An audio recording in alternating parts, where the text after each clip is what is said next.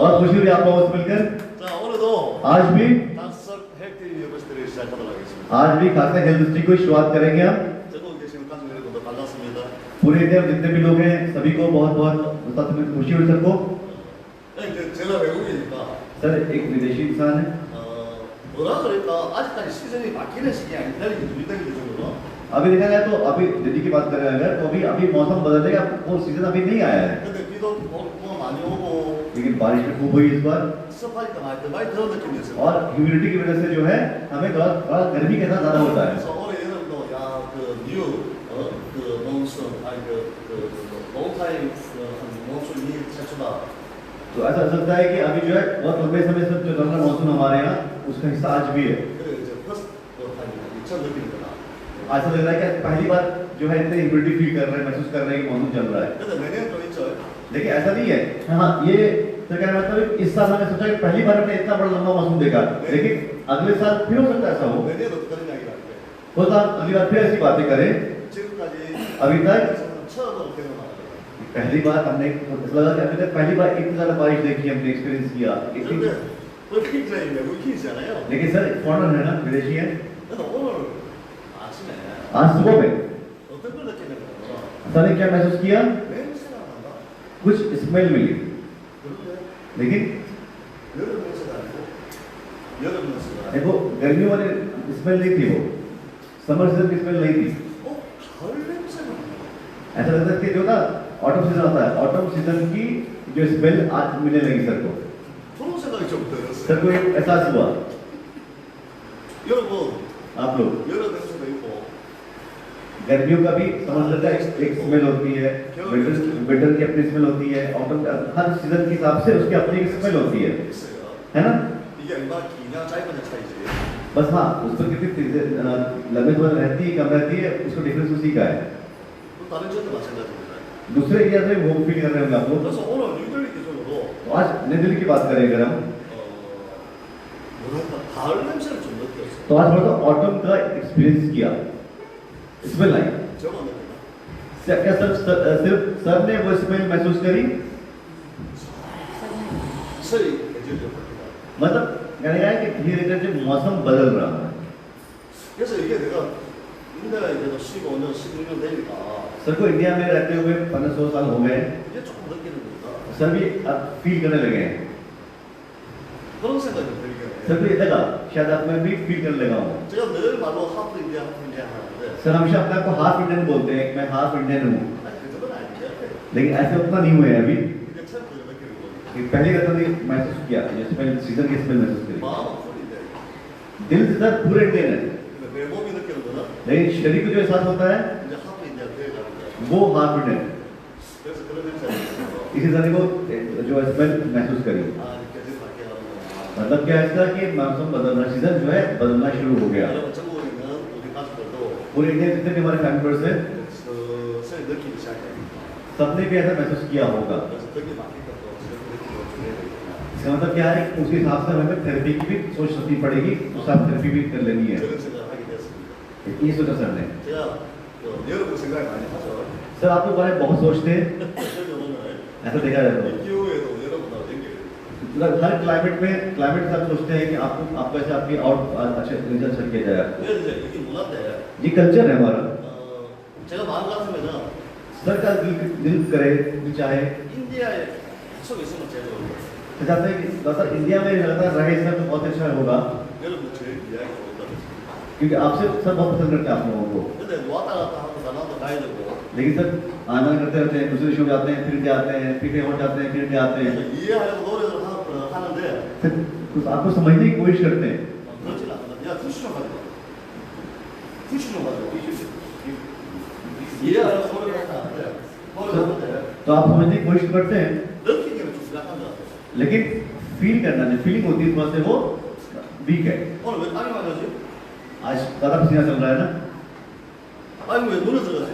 आंखों में जा रहा है पसीना। 난 눈에 잘 안 들어가는데 सर का आंखों से जाता नहीं है, आज जा रहा है। 내가 눈에 왜 땀이 잘 안 들어가는 줄 알아요? पता है सर के आंखों में पसीना क्यों नहीं जाता? 눈이 예뻐서 सर की आंखें बहुत सुंदर है, 근데 작고 예뻐서 छोटी और सुंदर, 그래서 잘 안 보이죠. इसलिए पसीना जाता नहीं है। 사람이 눈여겨요. लेकिन अभी जो है क्या रहा है 지금부터 오해하시면 안 됩니다. अभी से अदरवाइज मत समझिएगा इसको 여러분 이거 윙크하는 거 아닙니다. सर आपको ब्लिंक नहीं कर रहे हैं आंख नहीं मार रहे पसीने जा रहे हैं 이제 문화적인 이야기를 좀 해볼게요. आज हम थोड़ा कल्चर की बात करेंगे 이제 인도에 외국인 친구들도 있고 इंडिया में सबके बहुत सारे दोस्त भी रहते हैं 그러면은 그런 질문을 해요. कुछ लोग सर सवाल पूछते हैं 지금 인도는 이런데 कि अभी इंडिया ऐसा है 너는 어떻게 생각해? आप क्या सोचते हैं इनके बारे में सर सवाल पूछते हैं लोग 그러면 대답하는 게 되게 무서워해.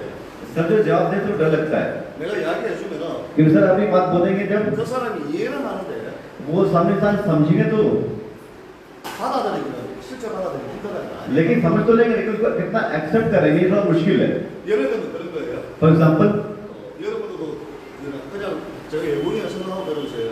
ये बात आप ना सर समझिए एक सारे विदेशी इंसान है फॉरेनर है एज ए फॉरेनर ये बातें बोल रहे हैं ये ध्यान से सुनिएगा है ना 인도에서는 아직까지도 इंडिया में आज भी 결혼을 하면 जब शादी होती है 대다수가 많은 사람들이 ज्यादातर लोग 가족과 가족이 결혼하세요.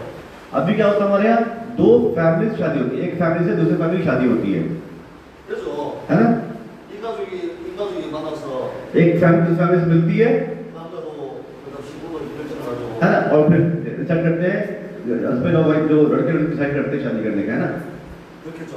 है ना ऐसे ही होता है ना 근데 법인들은 그런 생각을 안 해. सर ऐसा नहीं सोचते 외국인이니까. क्योंकि सर फॉरेनर है 우리 문화가 달라져 있으니까. वहाँ कल्चर अलग है 내 딸이 सर की बेटी 결혼하고 싶으면은 जब उससे शादी करने का मन होगा 일단 내 딸이 먼저 초이스를 해야 돼. 결혼하고 싶어. सर का मानना है कि पहले वो सर की बेटी खुद से पसंद करे खुद चूज करे सिलेक्ट करे अपने लड़का अपने 순서가 लिए 다르지. है ना 순서가 다르잖아. यहाँ पर क्या है सीक्वेंस अलग है 그치? 그리고 내 딸이 사랑하는 사람이 सर वो जो उसको पसंद करती है 데리고 오고 난 다음에 जब वो उसको बताए वो उसे मिलवाए 그 다음에 이야기해요. उसके बाद बात करें 뭐 가족이 어떻게 돼? कि फैमिली में कौन कौन है 아버지 어머니 무슨 일을 해? उनके जो लड़के के पेरेंट्स हैं माता पिता वो क्या करते हैं 그렇게 대화를 풀어요. उसके बाद बात आगे बढ़े 근데 내 딸이 सर की बेटी 이 사람을 안 좋아하고 अगर एक किसी इंसान को पसंद नहीं करती 이 사람하고 결혼하고 싶은 마음이 없으면은 उससे लड़के से शादी करना नहीं चाहती 나한테 이야기를 안 해요. और सर को बताती नहीं 이건 이제 다른 나라의 당연한 문화예요. ये जो है जिसको पसंद नहीं करेगी उससे मिलवाएगी नहीं बताएगी नहीं है ना ये क्या है ये दूसरे देशों में ये कल्चर है 인도는 लेकिन हमारे इंडिया में क्या होता है 엄마 아빠가 선택한 사람을 पहले माता पिता की लड़के चूज करते हैं पसंद करते हैं 가족끼리 먼저 이야기를 하고 फैमिली में बातें हो जाती हैं 그리고 이 सारा 결혼할 거야? और फिर उसके बाद आती है चाहे शादी हो करनी है 지금은 물어봐. अब पूछते हैं 10년 전만 해도 अब तो कम से कम पूछते भी हैं 물어보지를 않았어. 10 साल पहले पूछते भी नहीं थे 근데 엄마 아빠가 결정하고 माता पिता डिसाइड कर लिया 결혼해야 돼. शादी हो जाएगी 근데 शादी करनी 지금은 पड़ेगी है ना 조금 달라져서 अब थोड़ा सा बदलाव हुआ है 물어보기는 해. आप कम से कम पूछते हैं 물어봐도 और पूछते क्या है 아들이랑 딸이 내일 하기가 쉽지는 않아. अगर पूछ भी लिया तो बेटे का या उनकी बेटी का मना करना मुश्किल होता है 아니면 좀 더 생각해 볼게요. या ये ज्यादा बोलते का थोड़ा सोच लेते हैं 좀 더 시간을 가져볼게요. थोड़ा समय दे दीजिए 많이 है ना 바뀌었죠. ये बदलाव तो आया ना हमारे यहाँ भी 우리 대다수 우리 가족들은 हमारे ज्यादातर हमारे जो परिवार हैं हमारे यहाँ 결혼할 때 जब शादियाँ होती हैं 부모님이 선택해서 결혼했지 내가 선택해서 결혼한 사람 거의 없잖아. ज्यादातर लोग हमारे बीच में ऐसे ही होंगे जिनकी शादियाँ उनकी जो पेरेंट्स ने जो माता पिता ने चूज कर कराई थी खुद अपनी पसंद से शादी करने वाले लोग बहुत कम होंगे 그래서 지금은 लेकिन अब 인디아가 조금 바뀌고 있어요. अब हमारे भारत में भी बदलाव आ रहा है 근데 다른 나라는 दूसरे देशों में 반대. उल्टा है 결혼할 때 शादी में 본인들이 먼저 초이스해요. पहले लड़के लड़की दूसरे को पहले पसंद करते हैं 근데 좀 चूज करते हैं दूसरे को 그 이유는 뭔지 알아요? उसकी वजह क्या है 저도 어떻게 보면 옛날 사람인데 सर भी देखा जाए तो सर की एज इतनी है सर भी पुराने जमाने के इंसान है 엄마 아빠가 소개해준 여자가 있었어요. सर के भी पेरेंट्स माता पिता ने एक लड़की को चूज किया था सर के लिए 근데 लेकिन 저는 네 सर ने मना कर दिया 내가 좋아하는 애가 सर ने कहा नहीं मैं अपनी पसंद की लड़की से शादी करूंगा 제가 결혼할 때만 해도 जब सर की शादी हुई थी 엄마 아빠가 해주는 사람은 결혼해야 되는 문화였어요. उस समय वहां पर भी कोरिया में वही कल्चर था कि माता पिता ही अपने बच्चों की शादी करते थे। 그 형도 सर, 동생도 सर के बड़े भाई ने भी 엄마 아빠가 계속 माता पिता के कहने पर ही शादी करी, 그 저는 लेकिन सर ने मना कर दिया। 내가 좋아했어요. सर ने कहा नहीं, इस समय पसंद करूंगा, शादी उससे करूंगा। 나쁜 놈이 있어요. सर खराब इंसान है ना, 얼마나 나쁜 놈이야. सर कहते खराब इंसान है। 내가 생각해도 좋은 아들 아니야. सर के सर में भी सर ने उस टाइम सोचा था कि नहीं, मैं जो कर रहा हूँ अच्छा नहीं कर रहा हूँ, माता पिता बुरा लगेगा। 근데 그때 내가 뭐라고 했냐면 सर ने क्या बोला, 엄마 아빠는 माता पिता 내 와이프하고 और सर की वाइफ 이거 보고 대화하는 게 10년, 20년, 30년밖에 안 되잖아. जब साथ रहेंगे, बातें करेंगे आप लोग, मतलब फिर माता पिता बोला कि आप लोग जो मेरे पत्नी से कितना मिलेंगे, अभी 10 साल 20 साल, 50년 이상을 같이 लेकिन मैं अपनी पत्नी तक अगले 50 साल तक रहना है मुझे। 그래서 इसलिए 내가 좋아하고 जिसको मैं पसंद करूं, 내가 행복할 수 있는 사람과 जिस साथ मैं खुश रह सकूं, उससे शादी करूंगा। 그리고 엄마 아빠를 쓸데로 시켰어. और अपने फादर मदर को सर ने कन्विंस किया, समझाया। 되게 안 좋아했어. उस टाइम अच्छा नहीं था। 아들 나를 안 좋아하는 게 아니고 इसका मतलब ये नहीं कि जो बेटा माँ बाप पसंद नहीं कर, माँ बाप के खिलाफ, ऐसा नहीं। 내 와이프를 안 좋아했어. माता पिता को बेटे प्रॉब्लम नहीं थी, प्रॉब्लम थी किससे, जिससे शादी होने वाली थी, 엄마 아빠. सर के माता पिता का। 왜 그때 뭐라 그랬어? क्योंकि उस टाइम कल्चर वहाँ का वैसा ही था। 근데 लेकिन 저는 지금도 행복하게 살아요. सर अभी भी खुश हैं, 지금도 좋아요. अभी भी खुश है सर। 물론 sometimes 타이거가 무섭긴 하지만은 हाँ, कभी कभी जो टाइगर घर में सर के हैं, वो कभी कभी सर को डर लगता है उनसे, 그 내가 나만 잘하면 되니까. लेकिन वो ठीक है सर, अगर उनका केयर करेंगे तो वो भी ठीक हो जाएगी, है ना। 두 번째는 दूसरी बात, 내가 책임을 질 수가 있어요. मैं रिस्पॉन्सिबिलिटी ले सकता हूँ, जिम्मेदारी ले सकता हूँ, 엄마 아빠가 결정한 게 아니고 क्योंकि ये जो डिसीजन था मेरे माता पिता का नहीं था, मेरा था, तो जिम्मेदारी मेरी। 내가 결정했고 मैंने डिसीजन लिया, 내가 약속했으니까 मैंने प्रॉमिस किया, 내가 책임을 질 수가 있어. तो फिर जिम्मेदारी भी मेरी ही बनती है, रिस्पॉन्सिबिलिटी भी मेरी ही होती है। 그래서 맨날 행복한 건 아니잖아. हर दिन किसी का खुश नहीं होता है, 때로는 싸울 때도 있고 कभी कभी लड़ाइयाँ भी होती हैं, 미울 때도 있고. कभी कभी दूसरा पसंद नहीं भी करते हैं, 그래도 내가 쓸 때도 있고 लेकिन फिर भी चूंकि मैंने पसंद किया है, 약속했으니까 मैंने वादा किया है, प्रॉमिस किया है, 내가 컨트롤하는 거죠. तो उसको कंट्रोल करना मेरा काम है। 그래서 지금까지 살아오고 있어요. और इस तरह से अभी तक जी रहे हैं। 지금 나는 고양이가 큐트 캣이 돼 있고 अभी सर जो है एक जो होते हैं एक प्यारे से बिल्ली बन चुके हैं, 와이프는 और सर की वाइफ जो है 다리가 돼 있지. वो टाइगर बन चुकी है, 그래도 지금 행복하다. लेकिन सर फिर भी खुश है, 내가 참을 수 있고 핸들링 할수 있어. क्योंकि सर उसको कंट्रोल कर सकते हैं। 그리고 나이가 들어가면은 जैसे एज बढ़ती है, 여성들은 남성 호르몬이 더 많이 나오기 때문에 आप पता है जैसे एज बढ़ती है तो औरतों में भी मर्दों वाले हार्मोन आ जाते हैं, 여기 더 스트롱한 마인드가 생기고 मतलब औरतें एक साथ साथ और ज्यादा स्ट्रॉन्ग हो जाती हैं, 아빠도 남자들은 और लेकिन जब मर्द होते हैं 남성 호르몬이 작아지고 उनमें जैसे एज बढ़ती है तो मर्दों के हार्मोन कम होते हैं 여성 호르몬이 많이 생기고 और औरतों के हार्मोन बढ़ जाते हैं मर्दों में। 그래서 와이프가 조금만 화를 내도 그래도 आप वाइफ बहुत सा गुस्सा करती हैं, 우리 고양이들 착해. सर बिल्ली भी बन जाते हैं, हैं? आराम से हो जाते हैं। आराम से आराम। 그렇게 다 돼요. ये बदलाव है 당연한 거죠. ना, obvious सी बात है, ऐसे होता है, स्वाभाविक बात है, तो 그래서 우리 몸이 그렇게 돼 있어요. क्योंकि हमारा शरीर ऐसा है, 그래도 फिर भी 내가 선택했고 क्योंकि सर ने खुद चूज किया, 내가 결정했으니까 सर का डिसीजन था, 내가 약속을 지키고 इस तरह अपने प्रॉमिस को पूरा कर रहे हैं, 행복해지려고 노력한다. खुश रहने के लिए कोशिश कर रहे हैं। 근데 인디아가 लेकिन इंडिया में 친구가 이런 이야기를 저한테 해요. सर के दोस्त लोग जो सर से बातें पूछते हैं, 애가 나이가 많은데 जैसे एज ज्यादा है अभी, 결혼식 शादी कर रहे हैं, 몇 살이야? अब शादी कितने एज में होती है? 딸이 많이 늦었. 나이가 많이 हाँ, और 늦었. शादी की एज जो लेट हो गई शादी, 몇 살이야? पूछते हैं कि कितना, 28살. 28 साल, 너 내가 없어. सर हंसी आती है, 안 늦었어. तो लेट नहीं हुआ, 너 본인이 결혼하고 싶어 해? क्या वो कुछ चाहते हैं शादी करना, 본인이 부탁했어? क्या उन्होंने बोला कि शादी करवा दो, बच्चों ने बोला 아니야. वो 아니 नहीं। 결혼 안 하고 싶어.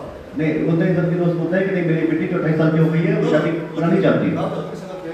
सर क्या सोचते हैं, 그래도 सर क्या बोलते हैं, छोड़ दो फिर। 다른 나라는 48이든 결혼을 안 해. 괜찮아. 편견이 아니 문화야. दूसरे देशों में क्या हो, 40 साल तक तो शादी नहीं कर रहे, अभी ये कल्चर बच गया है अभी 인도는 इंडिया में। 다른 사람들이 다 그 다른 사람들이 그렇게 하니까 इंडिया में क्या होता है कि क्योंकि सभी लोग, बाकी सभी लोग कर रहे हैं, 나도 내 딸도 그렇게 해야 된다고 इसलिए 생각해. मुझे भी मेरी बेटी की शादी जल्दी करनी है, क्योंकि बाकी सब लोग ऐसे ही कर रहे हैं। 근데 바뀔 거야. लेकिन ये चीज बदलेगी आने वाले समय में। 다른 나라는 그렇지 않아. दूसरे देशों में ऐसा नहीं है। 그래, 인도 문화는 ये हमारे इंडियन कल्चर है। 나도 이해해. सब समझते हैं इस बात को। 맞죠? बात सही है, 다른 사람들이 그렇게 하니까. क्योंकि बाकी सब लोग कर रहे हैं, सभी लोग कर रहे हैं, तो मुझे भी करना चाहिए। 그런데 이게 ये क्या है? 5년, 10년 지나고 나면 आज से 5 साल 10 साल के बाद 인디아로 इंडिया में भी 내가 원하는 사람을 줘. यहाँ भी लोग आज जिसको पसंद करेंगे उसी के साथ शादी करेंगे। 본인이 결정해야지. उनका खुद का डिसीजन होगा। 여러분들 못 느껴야지. अभी आप लोग इस बात पर बोल रहे हैं, उसको महसूस नहीं कर पा रहे हैं उस बात को, 그리고 있어. लेकिन ये बात बदलाव आ रहा है। 그래서 내가 이야기를 해도 सर ये बात बोल रहे हैं, 내 친구는 सर के दोस्त 머리로는 इ해해. वो दिमाग में समझते हैं, हाँ, ठीक बोल रहे हैं आप, 근데 가슴으로 लेकिन दिल में, 문화적으로 다르게 살 수는 없어. क्योंकि दिल में क्या सोचते हैं कि हमारे का कल्चर ऐसा है, सब ऐसे करते हैं, इसलिए मन से वो एक्सेप्ट नहीं कर पाते। 왜 다르게 생각하면은 क्योंकि अगर अलग सोचेंगे 99.9%가 99.9% लोग 다른 그 생각하고 사는데 우리만 다르게 살아가는 거예요. वो जो है सारे लोग ऐसे सोचते हैं, और मैं अगर सिर्फ अलग सोचूंगा सबसे, 그래서 내가 인디아를 되게 좋아하고 사랑하는데 सर इंडिया को बहुत पसंद करते हैं, 하나 조금 아쉬운 거는 लेकिन एक जो कमी लगती है जो 너무 다른 사람들 눈치 보고 다른 사람들 생각하고 살아. वो क्या है कि हम हमेशा दूसरों को देखते हैं कि दूसरे क्या सोचेंगे मेरे बारे में, वो क्या सोचेंगे, वो क्या सोचेंगे, खुद क्या सोच रहे हैं वो इतनी इंपॉर्टेंस नहीं देते, दूसरे क्या सोच रहे हैं, 우리 집 생각하고 हमारे घर की क्या जरूरत है, 우리가 행복하면 되는데 हमें क्यों खुश रहना है, 다른 사람들 어떻게 살고 다른 사람이 어떻게 생각하고 अपनी घर खुशी नहीं देखते, दूसरे कैसे जी रहे हैं, दूसरों की जिंदगी में क्या हो रहा है वहाँ देखते हैं, 그렇게 너무 강하게 생각하는 और ये सोच बहुत ज्यादा स्ट्रॉन्ग है हमारे यहाँ। 이제 다른 나라는 안 그래. दूसरे देशों में ऐसा बिल्कुल नहीं है, 저는 안 그래. सर बिल्कुल नहीं सोचते ऐसा। 다른 사람들이 내 친구들이 나를 어떻게 생각하는지 신경 안 써. मेरे दोस्त दूसरे लोग मेरे बारे में क्या सोचते हैं मुझे इससे कोई फर्क नहीं पड़ता, 다른 사람이 내 딸을 어떻게 생각한다 신경 안 써. दूसरे लोग मेरी बेटी के बारे में क्या सोचते हैं मुझे कोई फर्क नहीं पड़ता, कोई प्रॉब्लम नहीं। 이제 네가 알 때. आपकी जिंदगी आपकी, मेरी मेरी, 내 라이프 우리 패밀리 라이프 내가. मेरी फैमिली है, मेरी फैमिली की लाइफ है, वो मेरी जिंदगी। 나도 그래 결혼 안 시켜? सर बोलते हैं ना शादी नहीं कर पा रहे, 넌 내가 그래 친구한테. सर के दोस्त बोलते हैं सर को, 내 딸이 아직 사랑하는 사람이 없나 봐. सर के दोस्त सर बोलते हैं कि तुम अपनी बेटी शादी नहीं कर रहे, सर क्या बोलते हैं कि मेरी बेटी का भी कोई अच्छी पसंद लड़का मिला नहीं है अभी तक, 소개해줄까? 좋은 남자? वो बोलते हैं क्या किससे मिलवाऊं, कोई भेजूं, रिकमेंड करूं, 그건 아닌데 सर बोलते हैं नहीं, 내가 데리고 살거 아니잖아. क्योंकि वो लड़का थोड़ी ना बात रखना 그잖아. है ना, 내가 데리고 사냐? क्या जो लड़का आएगा जिससे सर की शादी करेंगी उसे सर थोड़ी लेकर रखेंगे साथ में, 내 딸이 सर की बेटी 빼빼니 큐티캣에서 वो एक बहुत प्यारी से बिल्ली से 대우를 하면서 10 साल 20 साल के बाद वो भी क्या बनेगी, 아이가 टाइगर बनेगी ना, 그래야 내 딸도 행복하잖아. तभी सर की बेटी भी खुश रहेगी, 그렇잖아. है कि नहीं। 인도도 그렇게 바뀌잖아. इंडिया में भी बदलाव आएगा, 이게 서로 문화가 있으니까 यहाँ जो कल्चर है सर, 대화는 되지만은 बातचीत हम करते हैं, बोलते तो हैं, 바뀌지는 않아. लेकिन बदलाव नहीं आ रहा। 그거는 바뀌가는 거는 अब जो है बदलाव अब आ रहा है, 눈에 보이잖아. अब वो बदलाव हमें भी आंखों से दिखने लगा है 그렇지 않습니까? कि नहीं, 그렇잖아요. है कि नहीं। 세상이 바뀌고 있는 거 안 보여요? दुनिया बदल रही दिख नहीं रहा आपको, 여러분 TV를 봐도 आप टीवी पे देखिए, 여러분 또 유튜브를 봐도 यूट्यूब पे देखिए, 여러분 세상이 너무 빨리 바뀌고 있어요. अपने आसपास दुनिया देखिए, दुनिया बदल रही है। 저 사람들은 특별한 사람들이야. ये लोग क्या अलग लोग हैं, स्पेशल लोग हैं, 무비를 보면은 전에는 특별한 사람들이야. पहले मूवी देखते थे कि ये लोग स्पेशल लोग हैं, अलग लोग हैं, 인도에서 그랬잖아요. है ना। इंडिया में हम लोग देखते हैं लोग, 무비 스타일. वो एक्टर है, मूवी स्टार है, वो अलग लोग हैं। 지금 젊은 애들은 어떻게 생각하냐면 लेकिन पता है आपको आज के यंग बच्चे क्या सोचते हैं, जवान बच्चे क्या सोचते हैं आज के, 나도 저런 라이프가 될 수 있어. कि मेरी लाइफ कैसे उनकी तरह हो सकती है, वो ये सोचते हैं। 우리는 हम लोग 그 이 사람들 특별한 이거는 हाँ, हमारे तो क्या, ये तो ड्रामा है, ये सीरियल है, ये तो अलग लोग हैं, एक्टिंग कर रहे हैं, इनकी जिंदगी अलग जिंदगी है ये। 근데 요즘 젊은 애들은 लेकिन आज के यंग बच्चे, 나도 그런 라이프 살 수 있어. 생각이 달라. उनकी सोच बदल गई है, वो सोचते हैं कि हम भी उनकी तरह जी सकते हैं, वैसी लाइफ स्टाइल मेरी भी हो सकती है। 그래서 여러분들 간혹 보면은 जैसा कि आप लोग देखते हैं जब आपको 이상하게 하고 आप देखते हैं कभी के हेयर स्टाइल अलग करते हैं, 옷을 이상하게 입고 कपड़े अलग से पहन लेते हैं, 메이크업 이상하게 하고 मेकअप ये चीज करते हैं। 그리고 막 빠빠빠빠빠빠빠 다니고 막 देखो ना आप आसपास कितना यंग बच्चों को देखेंगे आप, अलग हेयर स्टाइल अलग रहेगा, कपड़े अलग होंगे, मेकअप अलग होगा, आप तो सोचते हैं कैसे। 이거 뚜껑 열리는 차를 타면서 뚜껑 열리는 차를 타면서 हाँ, और ओपन कार में बैठ कर घूम रहे हैं, ये कभी दोस्त कभी कहते हैं दोस्तों मिल जा रहे हैं, घूम रहे हैं। 그래 어때? 이상한 문제. आपके उधर क्या है कि कैसे बच्चे हैं, क्या हो गया इनको, है ना, 근데 कैसा 걔들은 क्या उधर रखा है। 근데 걔들은 लेकिन वो बच्चे 그렇게 생각 안 해. वो नहीं सोचते कि आप क्या सोच रहे हैं। 무비에 있는 세상들이 वो देखते हैं जो मूवी में क्या हो रहा है 다른 정보들이 और जो इन्फॉर्मेशन मिलती है उनको, 은하는 라이프가 아니고 वो सोचते हैं ये अदर लाइफ नहीं है, 네 라이프라고. ये मेरी लाइफ है, मेरी जिंदगी है, 그러니까 달라져. है ना, 그러니까 바뀌고 있어요. चीजें बदल रही हैं। 근데 오래된 사람들이 जो पुराने लोग हैं 다른 사람들이 대부분 그렇게 생각하니까 ज्यादा सोचते हैं, 나는 바뀌어야 된다는 생각 안 하는데. वो बदल रहे सोच नहीं सोचते। 그래서 시간이 지나고 나면 टाइम जोन के बाद 어떤 이야기가 나오냐면 क्या बात आती है, 참 얘들 좋은 세상이 있다. तब लोग सोचेंगे हाँ ये बच्चे भी अच्छी जिंदगी जी रहे हैं। 얘들 그렇게 세상이 있다. आप उनको बोलेंगे हाँ तुमने अच्छी जिंदगी जी। 우리는 हम लोग 너무너무 어려워. 너무너무 어려워. हमने बहुत मुश्किल वक्त देखा, 너무너무 힘들게 बहुत मुश्किल से 얘들 교육시키고 키우고 आप पढ़ाया लिखाया, 얘네들은 आप लोग 너무 편한 세상, 좋은 세상에 살다. बहुत अच्छी जिंदगी कंप्लीट जिंदगी जिए, 그럼 합니다. बोलेंगे आप। 저는 학교 가려고 그러면은 पहले स्कूल जाने के लिए 내가 가방을 백을 메고 बैग टांग करके 800km, 10km를 걸어갔어. 5-5 किलोमीटर बच्चे पैदल जाते थे स्कूल जाने के लिए, 10 किलोमीटर पैदल चलना पड़ता था स्कूल जाने के लिए। 지금은 अभी 데디가, 마미가, मदर है, फादर है, डैडी है, मम्मी है, 들어가던 마미가 है ना, या ग्रैंड मदर है, दादी 학교 앞까지 छोड़ कर आते, साथ में जाते हैं छोड़ने के लिए 그것도 데리고. और फिर जाके लेकर आते हैं। 여러분도 걸어 다녔어. आपके जमाने में आप पैदल चलते होंगे स्कूल। 지금 애들은 अभी के बच्चे 흔들어 매서 안 들어. अभी बच्चे 100 मीटर ही पैदल चलते हैं। 그걸 쳐다보면 देखते हैं ना, 참 좋은 세상 산다. आप सोचते हैं देख बच्चों को इतनी जिंदगी इनकी हो गई, हमारे समय कैसा था। 옛날에 우리는 पहले 그 हम लोग पैदल चलते आते थे। 이제 달라진 거지 뭐가. बच्चे बदल रहा है ना। 그 옛날 이야기하면 싫어하지. अब आप बच्चों का पुरानी वाली बात करी ना, उनको पसंद नहीं आएगी बात, सुनना नहीं चाहते हैं वो, 지금 안 들으니까. क्योंकि अभी वैसा कुछ नहीं है। 지금 애들 지금만 보이잖아. अभी के बच्चे अभी को देखते हैं।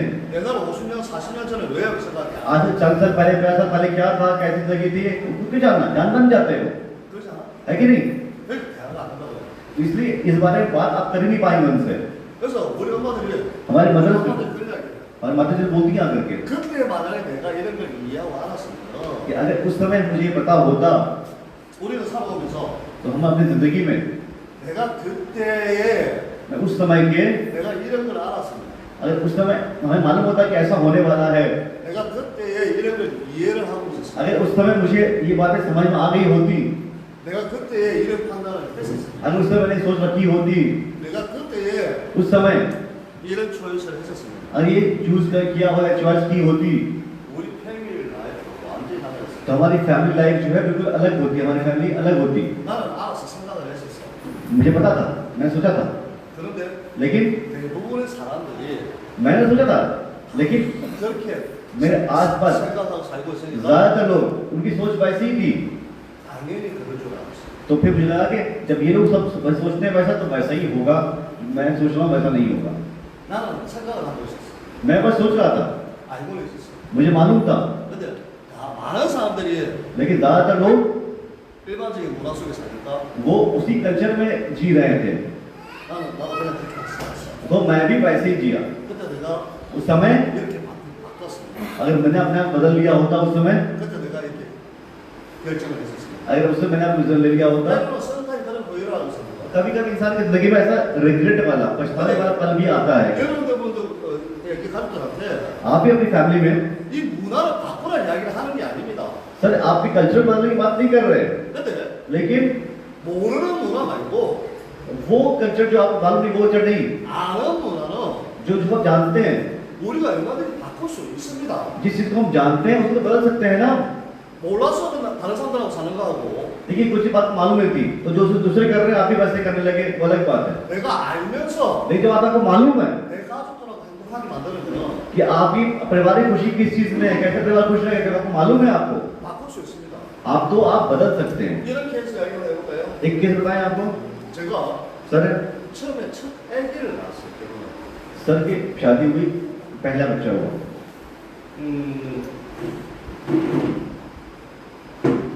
너무 서프라이즈였어요. सब बहुत सरप्राइज हुए 아기 가졌어요.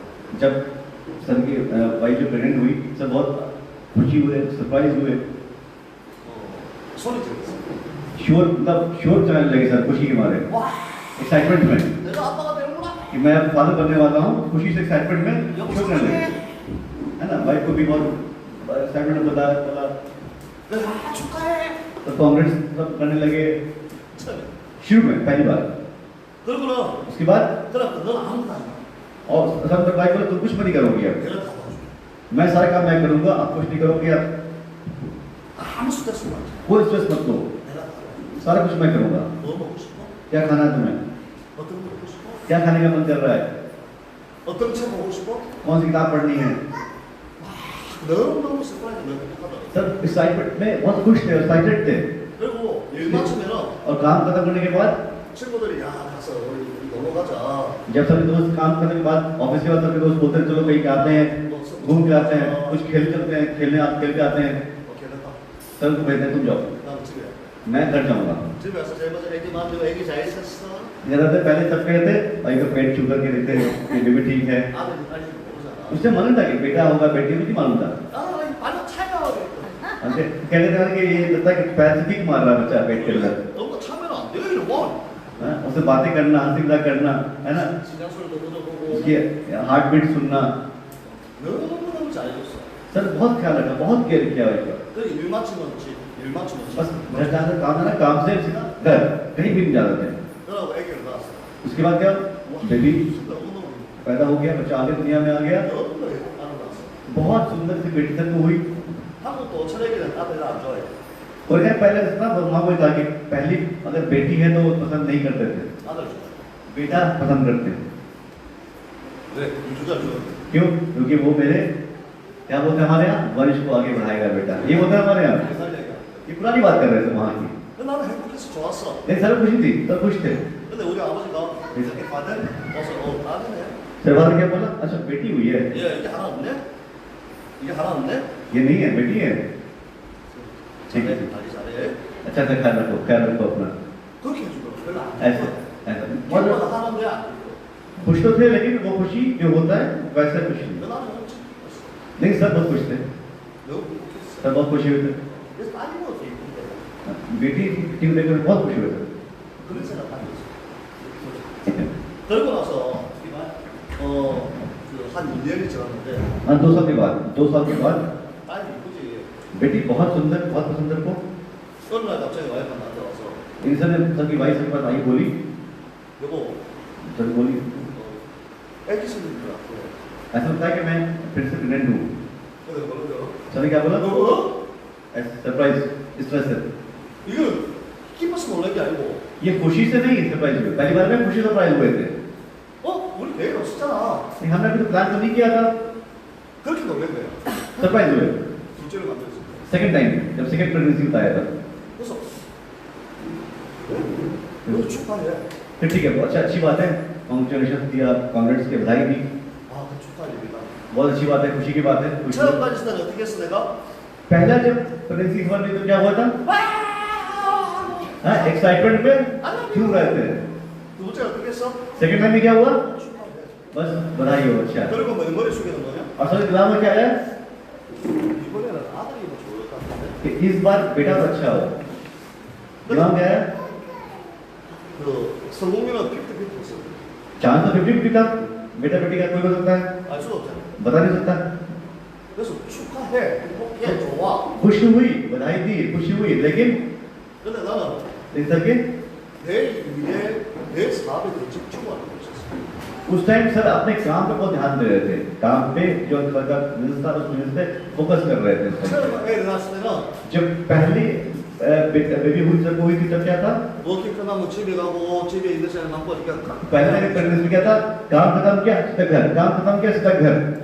두 번째 애를 가질 때는 लेकिन सेकंड बेबी टाइम में क्या था, सेकंड प्रेगनेंसी में क्या हुआ, 내가 생각을 했는데 सर सोचा 바로 찼잖아.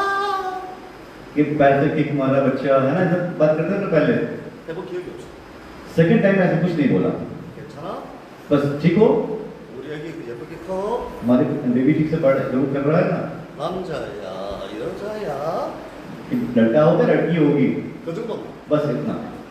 너 와이프한테 뭐 먹고 싶어 말을 많이 안 했거든. वाइफ से इस बार नहीं पूछा कि कुछ खाने का मन कर रहा है, क्या खाओगी, 아빠로서 일을 해야 되니까. क्योंकि एज ए फादर काम भी करना था। 그래서 전체 에너지의 와이프를 위한 에너지 30% 사용하는 거예요. तो सर जो पूरी एनर्जी का 30% एनर्जी का जो हिस्सा था वही अपनी वाइफ के ऊपर स्पेंड कर रहे थे, 그 와이프가 और वाइफ जो था 둘째 애기를 가질 때 좀 많이 힘들어했어요. सेकंड बेबी के टाइम, सेकंड प्रेगनेंसी टाइम में थोड़ा सा मुश्किल आई थी उनके साथ, 그래서 나는 그 이유를 몰랐어. लेकिन क्यों ऐसा हुआ सबको पता नहीं, 근데 लेकिन 와이프도 스트레스를 많이 받고 싶어요. सेकंड बेबी में सर की वाइफ को भी काफी सारा स्ट्रेस था, 왜? क्यों? 하늘날. क्योंकि उनको लगता था कि इस बार बेटा होना चाहिए, दिमाग में क्या था, मुझे बेटा होना चाहिए, 얘가 아들이니까 딸이니까 कि बेटा होगा बेटी होगी, 스트레스 받고 있는 거야. स्ट्रेस था उसका, 행복하지 है ना, 않아. खुशी नहीं थी, खुशी थी, स्ट्रेस था। 바로 썸타임 할아버지가 오면은 और कभी कभी जब दादाजी घर में आते थे, 또 यानी सर के फादर, 어때? तो पूछते थे कैसे, 그렇게 아무것도 없어. तो वहां से प्रेशर मिलता था, 그러니까 와이프가 스트레스가 많으니까 क्योंकि वाइफ के पास स्ट्रेस बहुत था, 몸이 많이 붓기도 하고 शरीर में सूजन भी आ गई, 그런 문제를 가지고 있고 कुछ हेल्थ इश्यूज भी आ गए, 그런 변화 때문에 हार्मोन चेंज हुआ, 예민하고 화도 내고. बहुत ज्यादा सेंसिटिव हो गए, चिड़चिड़ापन आ गया, गुस्सा करने लगी। 근데 내가 옆에서 더 케어를 잘해야 되는데 तो सर को चाहिए था कि उस समय पे और केयर करते, 집에 나 자주 못 가게 되는 거야. लेकिन सर ज्यादा घर कम जाते थे, बाहर काम में ज्यादा बिजी हो गए थे। 근데 첫째하고 둘째하고 차이 너무 많이 나요. तो पहले बच्चे में और सेकंड बच्चे में डिफरेंस बहुत ज्यादा। 그리고 둘째는 아기를 낳았는데 दूसरा बच्चे जब पैदाइश हुई, जब बच्चा पैदा हो गया, 아들이. बेटा हुआ, 그래서 फिर 아니 이거 왜? आप 이게 이건 거야. ये कि आपका ये इंडियन कल्चर है जो आप दिखा रहे हो। 근데 나도 좋았어. सर को भी खुशी हुई, 딸이라도 좋았을 거야. सर को था कि बेटी तभी से खुश होते, 근데 아들이라서 더 좋긴 했어. लेकिन जब बेटा हुआ तो और ज्यादा खुशी महसूस हुई। 근데 중요한 거는 लेकिन पॉइंट बात क्या है, 그렇게 많이 행복하지가 않았어. सर बहुत ज्यादा खुश नहीं थे, 행복했는데 많이 행복하지 않았어. खुश थे लेकिन बहुत ज्यादा जो पहली बार खुशी थी वो खुशी नहीं थी। 그러니까 그게 나한테 인생은 달라지는 건 어떠라는 거야. मतलब सर की दुनिया में कोई बदलाव नहीं आया, 근데 할아버지는 लेकिन जो दादाजी थे, सर के पिताजी, 아들 낳고 나서는 왜 춤을 추고 와. वो इस बार आते थे घर पर तो ऐसा खुशी खुशी आते थे घर पर, 아들. क्यों? बेटा हुआ इसलिए। 근데 와이프나 लेकिन सर की वाइफ 나는 और ये सर 행복했지만 그렇게 큰 행복은 아니었어. खुश थे कि बहुत ज्यादा जो होता था वो खुशी नहीं थी, 두 번째니까. क्योंकि ये सेकंड बेबी 그리고 애들 키우면서 जब बच्चे बड़े होने लगे, 딱 비교를 해보니까 दोनों कंपेयर किया जब, 첫째하고 둘째하고는 성격이 많이 차이가 많이 나. ये देखा जब कंपेयर किया, देखा कि पहले बच्चे में और सेकंड बच्चे में जो उसके नेचर में, स्वभाव में और उसके माइंड में बहुत बदलाव चेंज है, दोनों का अलग अलग है। 첫째는 बड़ी 아빠도 좋아하고 아빠하고 대화도 잘 돼. बड़ी जो बेटी है वो बड़े बच्चे जो बड़ी बेटी वो सर से बात करना उसको पसंद था, 엄마하고도 관계도 좋고 대화가 잘 돼. उसके मदर से भी रिलेशन अच्छे, फादर से भी अच्छे, 그래서 좀 편안해 좀 그냥. और उससे बात करने में कंफर्टेबल फील होता था, 목은 좀 안정이 돼 있어. उससे बात करने में उसको अच्छा लगता था बात करने में। 그러니까 엄마 아빠가 싫어하는 행동을 잘 안 해. तो कभी वो ऐसी चीजें नहीं करते थे जैसे कि माता पिता को तकलीफ हो या उन्हें पसंद नहीं हो, 키우면서 보니까. शुरू बचपन से ही। 근데 둘째는 लेकिन सेकंड चाइल्ड 아들이라는 거 하나 빼고 나면은 उसको सिर्फ था, अच्छी बात कहते कि वो बेटा था, 애가 예민해. वो बहुत सेंसिटिव, 애가 앵글이 하도 많아. बहुत गुस्सेवर, 엄마 아빠가 싫어하는 행동도 많이 해. वो ऐसी हरकतें करता था जिससे कि माता पिता को भी गुस्सा आए। 그 우리는 이해가 안 돼. सबको समझ आता ऐसा क्यों हो रहा है, 똑같은 유전자에 दोनों एक ही फादर मदर के बच्चे हैं, 똑같은 엄마 아빠가 애기를 낳는데 सेम माता पिता से आए नहीं, सेम जेनेटिक दोनों के अंदर है, सेम जीन्स दोनों के अंदर है, 딸하고 아들하고 फिर भी बेटी में और बेटे में 얘는 많이 차이가 ये जो मेंटल माइंड डिफरेंस जो है, सोच का डिफरेंस है, ये क्यों है? 그좀 놀랬어. सर सरप्राइज हुए, 좀 이해가 안 되게 됐어. समझ नहीं आया। 그런데 लेकिन 여러분 잘 알다시피 ऐसा आप जानते हैं, 제가 सर है ना, 의료기 사업을 했지 않습니까? शुरू सर मेडिकल बिजनेस कर रहे हैं, 그러니까 호르몬도 이해하게 되고 सर हार्मोन समझते हैं, 그다음 사람 인체를 이해하게 되고 सर बॉडी को भी समझते हैं, 마인드를 이해하게 되죠. माइंड को भी समझते हैं। 그러고 나니까 이유를 알겠는데 तो उसके बाद सर ने सोचा और इसकी वजह समझ में आई सर को। 애들이 엄마 뱃속에 있을 때 जब बच्चे माँ के पेट में होते हैं 엄마가 좋은 생각을 하고 उस वक्त माँ की सोच अच्छी सोच है, पॉजिटिव सोच है, 착한 생각을 하고 खुश है माँ, 애가 다른 사람들한테 축복을 받고 उसको जब ये अच्छी बातें सुनने को मिल रही है, आशीर्वाद मिल रहा है घर वालों का, 그러면 애가 같이 느끼고 같이 तो वो बच्चा भी उस चीज को महसूस करता है पेट के अंदर ही। 그러니까 뱃속에서 조금 생길 때부터 जब उसके अंदर एक जान आ जाती है बच्चे के अंदर, पेट के अंदर, 이미 마인드가 तो उसका माइंड भी 안정돼 있고 건강한 वो सेफ महसूस करता है, अच्छा महसूस करता है। 이해됩니까? समझ रहा है? 그래서 둘째는 सेकंड सेकंड बेबी में क्या हुआ? 많은 사랑을 못 터치를 못 받아 많은 사랑을 못 받았어. उसने कुछ ज्यादा प्यार नहीं मिला प्रेगनेंसी के समय में, 그래서 많은 신경을 못 썼어. ज्यादा ध्यान नहीं दिया गया उसके ऊपर। 그러다 보니 उससे क्या हुआ? 그런 관심과 그런 행복을 느낄 사람이 많이 없어. उसको वो इंटरेस्ट जो पहले बच्चे को था वो नहीं मिला, लोगों का ध्यान उस पर इतना नहीं दिया है लोगों ने, 그러다 보니 애가 तो बच्चा क्या हुआ? 예민하게 나타났어. सेंसिटिव हो गया बच्चा, 호르몬 उसको हार्मोन वैसे ही हो गया, 그걸 알게 돼. है ना? ये चीजें सबको मालूम हो गई, समझ में आया सबको, 어릴 때. बचपन से है सब। 근데 내가 하는 이야기가 सर क्या पहुंचा रहे हैं? 전 세계가 똑같아요. वो दुनिया ही जैसी है, 인도도 없고 इंडिया में भी, 유럽도 미국도 한국도 없고 चाहे आप कोरिया की बात करें, अमेरिका की बात करें, किसी देश की बात करें, 저도 सर भी, 여러분 आप लोग भी, 제일 처리가 제일 소중해요. हमारे जो हमारा पहला बच्चा होता है, फर्स्ट चाइल्ड, बहुत इंपॉर्टेंट है, 제일 많이 케어해요. सब हम उसकी केयर करते हैं। 근데 둘째, 셋째, लेकिन 넷째 सेकंड चाइल्ड में, थर्ड चाइल्ड में, 뭐 나중에 9, 10 이렇게 되면 जब 9-10 बच्चे हो जाते हैं तब क्या होता है? 어떻게 될까 싶어요. इंटरेस्ट कम हो जाएगा ना, 그 똑같아요. है ना? 근데 그 이유가 뭐냐면 तो मतलब क्या है? 왜 딸은 태어나면서부터 축복받고 행복한 딸을 만들어주려면 क्या बेटी थी वो क्या है? शुरू से ही देवन से उसको वो आशीर्वाद मिला, वो प्यार मिला, इंटरेस्ट मिला, इसलिए वो वैसी बनी। 그럼 आ들은 तो बेटा, 태어나면서부터 왜 사랑을 작게 받느냐? तो बेटे को शुरू से ही देवन से उसको का प्यार कम क्यों मिला? क्यों? क्योंकि सेकंड चाइल्ड था वो। 그게 우리가 가진 문화였어요. ये हमारा कल्चर है, 그게 우리가 가지는 그 현실이었어요. ये प्रैक्टिकली फैक्ट है हमारे बीच का, सच्चाई है हमारी। 애들이 크면서 기래 나타나기 시작해요. और ये बातें कब होती है? जब बच्चे धीरे बढ़ते हैं ना, धीरे बढ़ते आते जब बड़े होते हैं तो ये बातें सामने निकल के आती हैं। 여러분 그렇지 않습니까? 생각해보면 आप सोच के देखिए, ऐसा होता ही नहीं। 제가 하는 외국인 이야기가 이해가 되십니까? सर जो एक एज ए फॉरनर एक विदेशी बातें बोल रहे हैं आपको, क्या बात सही है? 우리는 열심히 살았고 हमने बहुत मेहनत से हम जिंदगी 우리를 जीते हैं, 키우려고 세상에서 애를 썼고 है ना? बच्चों को ग्रुप कराने बच्चों को 똑같이 बड़ा करने 해주려고 के लिए 애를 썼지만은 बहुत मेहनत करते हैं, सब बच्चों को देखते हैं। 애들은 이미 뱃속에서부터 लेकिन बच्चे क्या है? पेट के अंदर से ही 차별을 받는 उनके साथ जो है भेदभाव शुरू हो जाता है। 솔직히 얘기해서 तो है ना ऐसी बात? 첫째보다 둘째한테 더 많은 관심을 주고 अगर आप पहले बच्चे से ज्यादा इंटरेस्ट सेकंड बच्चे में दिखाएं 둘째보다 셋째한테 더 많은 관심을 주고 और सेकंड थर्ड बच्चे में इंटरेस्ट दिखाएं, 남바 9 नंबर 9 तक, 관심을 주고 남바 10 नंबर 9-10 तक जो ऐसे एक्साइटमेंट बनी रहे आपके अंदर, 11 4 10 बच्चे हो गए, 10वां बेटा हो गया, आप कहते खुशी की बात। 그렇게 살 수 있는 라이프가 아니잖아요. ये लाइफ नहीं है ना, ऐसा नहीं होता है ना। 그런 문화 속에 살았잖아요. हम ऐसे कल्चर में जिए हैं, 맞습니까, 여러분? सही बात है। 그러면서 इसलिए 그러면서 얘는 도대체 누구를 닮았어요? तब होता है कि ये बच्चा किसके ऊपर चला गया, ये ऐसा क्यों है, 누구를 닮았어요 이게? क्यों ऐसा हो गया, ये किसके ऊपर गया? 왜 싸우는 거야? आपस में लड़ाई करते हैं माता पिता, पितापति बोलते हैं कि पति को तुम्हारे ऊपर गया इसलिए ऐसा है, 아니면 아빠가 닮았어 그래. पति क्या बोलती है नहीं अपने को अपने पिता को गया इसलिए ऐसा है। 잘하고 예쁜가 하면은 लेकिन जब बच्चा अच्छा करता है 역시 마이사 तो क्या बोलते हैं मेरा बेटा इसलिए ऐसा है, मेरी बेटी इसलिए ऐसी है 아빠 좋은 말 है ना? जो अच्छी बातें देख करके मेरा है, 조금 잘못되고 나쁜 거 하면은 कुछ खराब कुछ करता है तो 에이씨 엄마가 봐. ये माँ पर गया है, 엄마는 에이씨 아빠 닮았어. और माँ क्या बोलती है ये पापा को चला गया अपने इसलिए ऐसा है, 아빠 똑같아. एकदम अपने पिता पे गया वैसी हरकतें करता है। 우리 생각해 보세요. सोच देखिए ऐसा होता है 우리가 ना, 애를 낳잖아. 애를 낳잖아. जब बच्चा पैदा होता है 우리 미래 아닙니까? वो बच्चा हमारा फ्यूचर नहीं है, 뭐 상상하지 않습니까?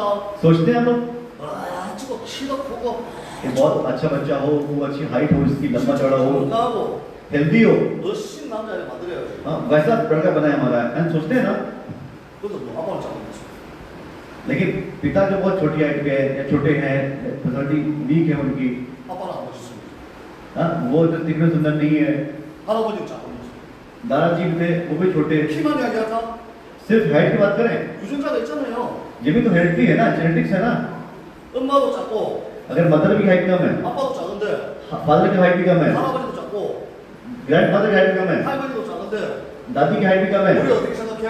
तो क्या सोचते हैं हम? 저도 멋있는 그런 아들 같아요. 세상. हम क्या सोचते हैं कि हमारा बच्चा हो वो लंबा चौड़ा हो, बहुत अच्छा हो, हेल्दी हो, सुंदर हो, 그래서 좋겠다고 생각하고. सोचते हैं ना ऐसा। 그런데 लेकिन 유전자가 जो हमारी जेनेटिक्स है, जो हेरिडिटी है, 아빠도 작고 वो फादर मदर भी छोटे हैं, दादी की हाइट भी कम है, 작을 수밖에 없죠. तो बच्चा छोटा होगा ही। 그래서 얘가 왜 키가 안 커? फिर आप सोचते हैं कि इसकी हाइट क्यों नहीं बढ़ रही, 그럼 너 당신 닮았어. तो बीवी क्या बोलती है किसी पति को कि आपकी वजह से ऐसा हुआ है, 아니면 당신 닮았어. आपके ऊपर गया इससे हाइट कम है, वो क्या बोलते हैं आपकी हाइट कम है इससे आपके ऊपर। 얘는 왜 이렇게 공부를 못해? ये पढ़ाई क्यों नहीं करता बच्चा, 얘는 왜 이렇게 머리가 안 좋아? इसका दिमाग तेज क्यों नहीं है, पढ़ने में क्यों नहीं लगाता। 내가 내용을 이야기할지 모르겠지만 सर अपनी जबान से बात बोलना नहीं चाहते 내가 공부를 못했으니까. क्योंकि सर से पढ़ाई अच्छे नहीं थे, पढ़ाई अच्छे नहीं थे, 와이프가 당신 닮았어. 왜 닮았어? 그래. तो सर की बात क्या बोलती है कि आपके ऊपर गया है इसलिए पढ़ाई नहीं करता। 나는 그래. 아니야. तब नहीं, ऐसा नहीं है। 공부를 못했으니까. क्यों? क्योंकि सर वो पढ़ाई तो नहीं था।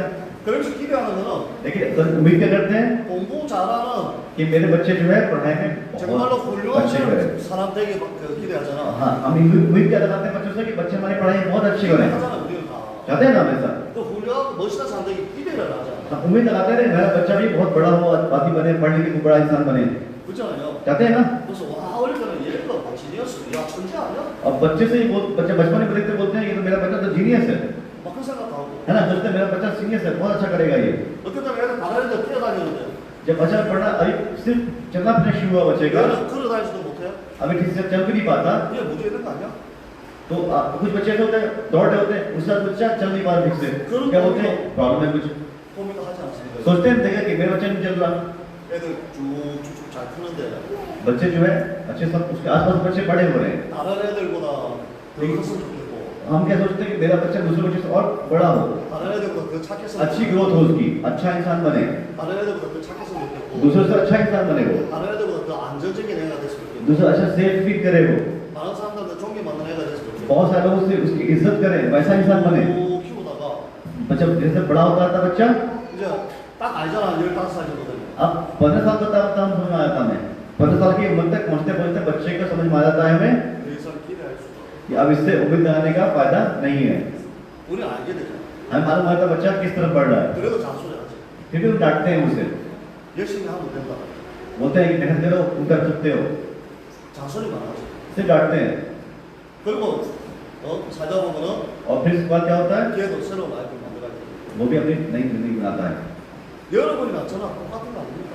आप हो या सर हो, अलग क्या है, सब सेम ही तो है, 뭐 둘이 똑같단 말이지 है सेम ही है ना। 이게 방법이 없다고 생각하는 거지 हमें लगता है कि तरीका नहीं है कोई, 근데 방법이 있었는데 तरीका तो है, 우리 몰랐다 지 हमें मालूम नहीं था। 우리는 हम लोग 평상시 가진 거에 대해서 감사할 줄 모르는 사람들입니다 हम लोग क्या होता है क्योंकि हमारे पास होती है ना, आसानी से मिल जाती है, हमारे होती है, उसके लिए हम थैंकफुल नहीं होते। 제가 이런 메디컬 일을 하면서 सर इस मेडिकल काम कर रहे हैं, 늘 감사합니다 고맙습니다 혼자 써요 सर अपने आप को अकेले में धन्यवाद बोलते हैं, थैंक यू बोलते हैं अपने आप से।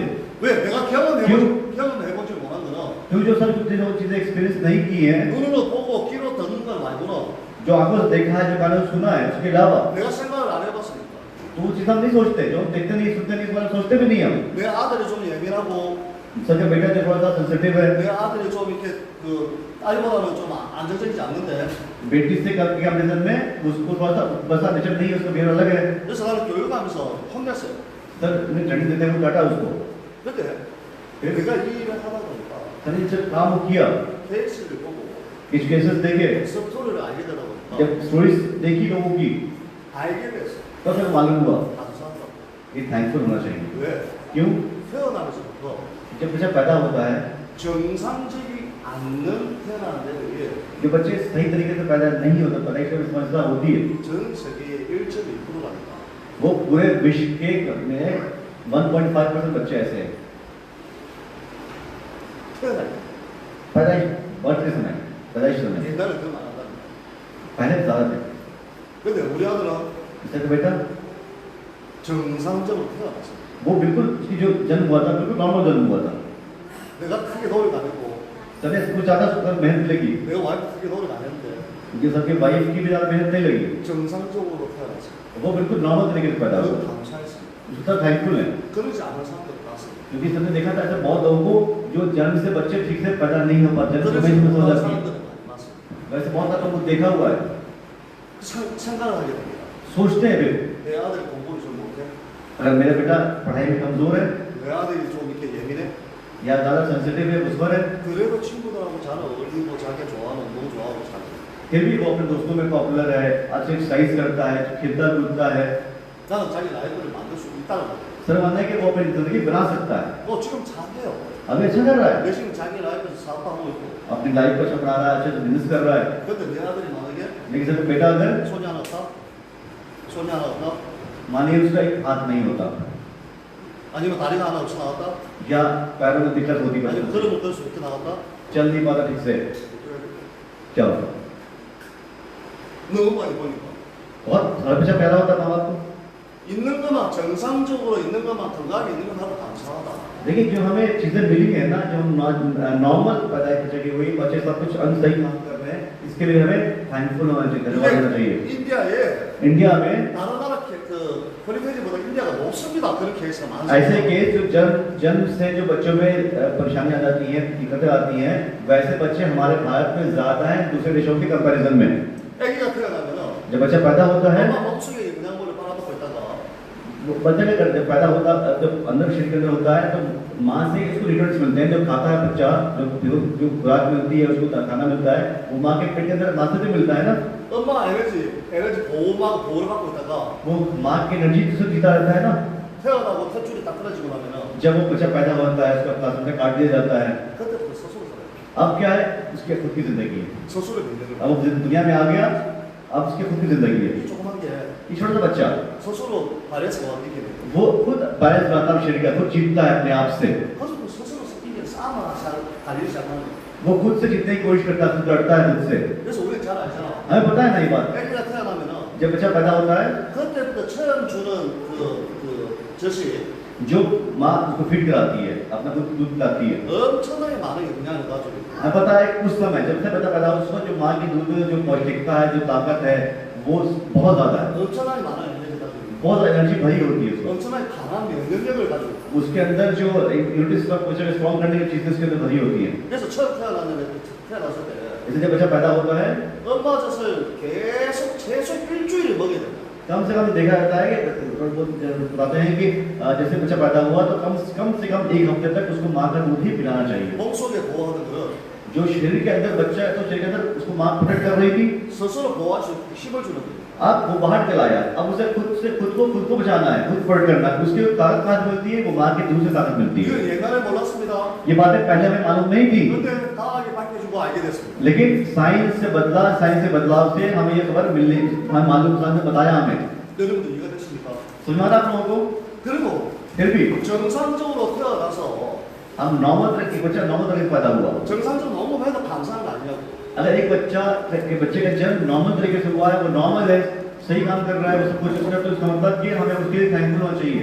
키가 크는 것도 जो हाइट बढ़ती है, 우리가 원하는 만큼 안 커도 हम जो चाहते हैं कि बच्चा इतना लंबा हो जाए, उतना लंबा अगर नहीं भी होता है, 좀 작아도 बहुत हाइट कम भी है अगर, 정상적으로 키가 크게 되면 그것도 감사해야 되는 거 아니냐고. लेकिन जितनी भी जो हाइट उसकी आई है, वो नेचुरल तरीके से आई है, नॉर्मल तरीके से आई है, इसलिए वो उसके लिए हमें थैंकफुल होना चाहिए, धन्यवाद होना चाहिए, 그렇지 않습니까? है या नहीं? 공부를 좀 못해도 अगर पढ़ाई में कमजोर है, 돈 잘 계산할 수 있고 अगर वो पैसे गिन सकता है, 친구들하고 같이 잘 쓸 수 있고 그런 것만 알 수 있어도 감사한 거 아니야? हाँ, डेली जिंदगी में वो हिसाब किताब कर सकता है, इतना ही काफी है, 우리는 아무도 도움을 주지를 못했는데 क्योंकि हमने तो हेल्प नहीं करी उसकी, 스스로 그렇게 해주는 것만 감사한 거 वो 아니야? खुद से कुछ कर पा रहा है तो हमें धन्यवाद देना चाहिए, 맞아요. है कि नहीं? 이거는 일반적인 우리의 나라. ये हमारा मन सा कल्चर है, 근데 문제가 있습니다. लेकिन प्रॉब्लम हो तो 문제가 있는지 되게 주의 보잖아요. हम देखते हैं हम अपने आसपास देखते हैं बहुत सारे बच्चे जो जन्म से ही समस्याएं होती हैं, 그 사람들은 누가 제일 그럴 수 있습니까? तो वो लोग किससे, वो एक जगह होती है, इनविस होता होगा, किससे होता होगा? 평범하게 일반적으로 사는 사람들 제일 그럴 수 있다. तो वो लोग जब नॉर्मल बच्चे को देखते होंगे, जिनके बच्चे सही से नॉर्मल नहीं हो पा रहे हैं, कुछ कमियां हैं, जब नॉर्मल देखते हैं तो उनको देखकर के अंदर इनवेस फीलिंग होती है। 자, 지금부터 अभी से 의민양이 हमारा सर है ना, 0세가 되기 전부터 आप बताएंगे आपको 100세가 될 때까지 0 साल से जो बच्चा जस्ट पैदा हुआ है 0 साल से लेकर के 100 साल तक के 케어받는 걸 알고 있습니다. इन लोगों को कैसे केयर करना है अपना, वो सब बताएंगे, तरीका बताएंगे आपको। 여러분한테 알려드렸는데 आपको सर बताया हुआ है, 여러분들이 정리가 안 돼 있습니다.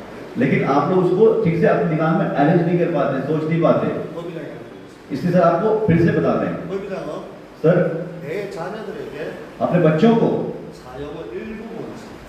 उसको सबसे पहले इस्तेमाल किया, बच्चों ने इस्तेमाल किया इस चीज को।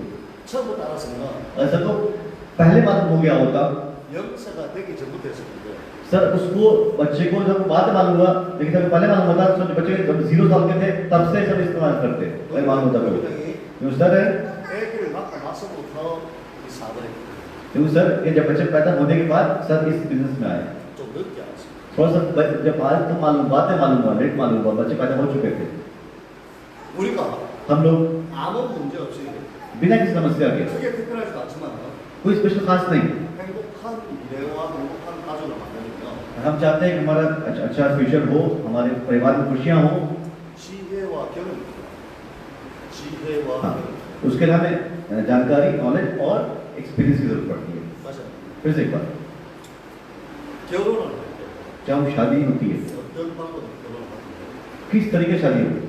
결혼할 때 जो शादी होती है, 신랑이 신부다 चाहे वो लड़का हो या लड़की हो, दूल्हा हो या दुल्हन हो, 가족의 그 몸 속에 복을 제거하고 이것이 उसको चाहिए कि शरीर के अंदर जो भी गंदगी है उसको निकाल करके बाहर फिर शादी करें। 제일 중요한 게 결혼이지. सबसे इम्पोर्टेंट चीज टाइम है वो शादी का समय। 왜? क्यों? 내 몸속에 मेरे शरीर के अंदर 살아있게 될 수 있는 유전자를 가지고 있는 독소가지고 अगर मेरे शरीर के अंदर ऐसा कोई जेनेटिक प्रॉब्लम है, हेरिडिटी प्रॉब्लम, जिसकी वजह से हाथ मुड़े हुए हैं, हाथ खुल नहीं रहे, इससे शेप हो गया, 신경 구조를 가지고 있는 नसों की समस्या है जीन्स में, 내가 그냥 결혼해서 इसी वजह से मैं शादी कर ली मैंने। 내 와이프한테 유전자를 줬다. तो क्या हुआ, मैं अपनी वाइफ को क्या दिया, वो चीज मैंने अपनी वाइफ के अंदर ट्रांसफर कर दिया, 어떻게 되겠습니까? तो क्या होगा? 100%는 아니더라도 100% हो। 운이 나쁘면은 अगर किस्मत खराब हुई 이 애기한테 그 유전자가 바로 가서 तो वो जो जीन्स का खराब जीन्स था वो जो बच्चा पेट में पल रहा है अभी उसके अंदर भी वो पहुंच जाएगा, अगर किस्मत खराब हुई तो। 애기가 और बच्चा 태어나면서부터 जब जन्म के समय से ही 행복하지 못한 조건을 वो खुश नहीं रह पाएगा, उसको खुशी वाले, क्योंकि एक खराब जीन्स उसके अंदर पहुंच गया। 결혼하기 전부터 तो शादी से पहले 엄마와 아빠는 जो माँ और पिता बनने वाले लोग हैं, यानी पति पत्नी, 여기에 관련된 정보를 가지고 उनको ये जानकारी होनी चाहिए अपने बारे में, 정상적인 컨디션에서 और 백세를 만들어요. और फिर अब पहले अपना नॉर्मल कंडीशन में लेकर आए, फिर बच्चे पैदा करें। 두 번째, दूसरी बात, 아기를 낳고 나서 बच्चे पैदा होने के बाद 되게 중요해요. बहुत इंपॉर्टेंट चीज है, 아기 낳고 나서 बच्चे पैदा होने के बाद 엄마의 컨디션, माँ की कंडीशन क्या है, 엄마의 호르몬이 माँ का हार्मोन सिस्टम क्या है, 그 아기한테 다이렉트로 전달이 돼요. वो डायरेक्टली जो माँ का हार्मोन जो डायरेक्टली बच्चे तक पहुंचती है। 인도도 중요하게 생각하고 इंडिया में इसको इम्पोर्टेंट मानते हैं, 한국도 중요하게 생각하는 게 कोरिया भी इम्पोर्टेंट मानते हैं 아기를 낳고 나서 कि बच्चे पैदा होने के बाद 엄마한테 스트레스를 안 주고 태어나는 게 이게 중요해요. हम क्या मानते हैं, स्मार्ट मानते हैं इसको कि जब बच्चा, जिस माँ ने बच्चा पैदा जन्म दिया है कि उसको किसी दिन का स्ट्रेस मत दो, उसको 호르몬이 정상적으로 उसका हार्मोन नॉर्मल रखना चाहिए, 스트레스 안 받게 돼요. स्ट्रेस नहीं दो उसको, है ना? 왜? क्यों? 다이렉트로 면역이 젖으로 나와요. क्योंकि वो जो उसका जो स्ट्रेस होगा आ जाएगा, उसके दूध के जरिए उस बच्चे तक पहुंचेगा। 이해가 됩니까? सुना था आप लोगों को? 몸 밖에 나오면은 엄마 젖을 통해서 애가 면역을 받는데 बच्चा जब शरीर से पेट से बाहर आता है तो माँ के दूध के जरिए तो ताकत मिलती है ना। 엄마가 땡그레 한서 젖을 준다. अगर माँ बहुत गुस्से में है, हाँ, और वो बच्चे को दूध पिला रही है 그리고 애한테 어떻게 해? तो क्या होगा, 전달. वो चीज डायरेक्टली उस बच्चे तक पहुंच जाएगी। 그래서 우리가 इसलिए हम लोग 한국도 인도도 कोरिया में भी और इंडिया में भी 애기가 태어나서 जब बच्चा पैदा होता है 한 40일 मतलब 40 दिन तक 아니면 한 100일 या 100 दिन तक 지나가다 엄마한테 수고해서 애기 생일 축하한다고 파티에 장 हम लोग पार्टी करते हैं 40 दिन के बाद 100 दिन के बाद माँ के लिए पार्टी करते हैं ना, उसको अच्छे से खिलाते खिलाते 옛날부터. शुरू से तो आया ये 그죠? ऐसा होता है ना सर? 안 해요? नहीं करते। बच्चे पैदा के बाद माँ के लिए 40 दिन के बाद 1.25 महीने के बाद कुछ नहीं करते आप लोग? 왜냐면 애기들 어릴 때 힘이 없을 때 면역력이 로스한 경우가 있어요. क्यों? क्योंकि बच्चे जब उस टाइम बच्चे को पैदा करने में माँ की बहुत एनर्जी लॉस हो चुकी होती है, 그리고 1년 지나면은 और 1 साल के बाद 그런 힘든 부분을 지났다. क्यों पार्टी करते हैं? क्योंकि वो मुश्किल वक्त गुजर गया 그래서 또 파티. तो फिर पार्टी करते हैं, 맞습니다. है ना? 우리는 몰랐지만은 हमें बात मालूम नहीं थी, 지금은 알아야 되는 건 그런 거예요. लेकिन अब जब हम मालूम हम करते तो है, क्यों करते हैं ये मालूम होना चाहिए। 그러고 나면 어떤 생각이 가셔야 되냐면 फिर क्या होता है? 이 애기가 ये बच्चा 잘생기고 멋있고 강한 잘 큰 애를 만들고 싶어요. हम क्या चाहते हैं कि हमारा बच्चा बहुत अच्छा हो, बहुत अच्छे ग्रो करे, बहुत अच्छी हो उसकी, 스마트하고 स्मार्ट बने, 잘 크고 अच्छी हाइट हो उसकी, 누가 봐도 멋있게 만들고 हर किसी नजर में सुंदर दिखे। 생각해서 많이 먹이는데 हम अपने सोचते हैं उसको अच्छा खिलाना चाहते हैं उसको, 해결됩니까? क्या उससे हो जाएगा? 잘. ध्यान सुनिएगा, 애기를 만들기 전에 बच्चे को पैदा करने से पहले 우리 몸의 체질을 약 악화해서 바꿔놔요. अगर हम अपने शरीर के अंदर बॉडी के स्ट्रक्चर को ही अगर अल्कलाइन कर लेते हैं, 우리 몸에 있는 잘못된 독소를 떼내요. जो इम्प्योरिटीज है, जो टॉक्सिन्स है, उसको बाहर निकाल देते हैं। 지금 우리가 알죠?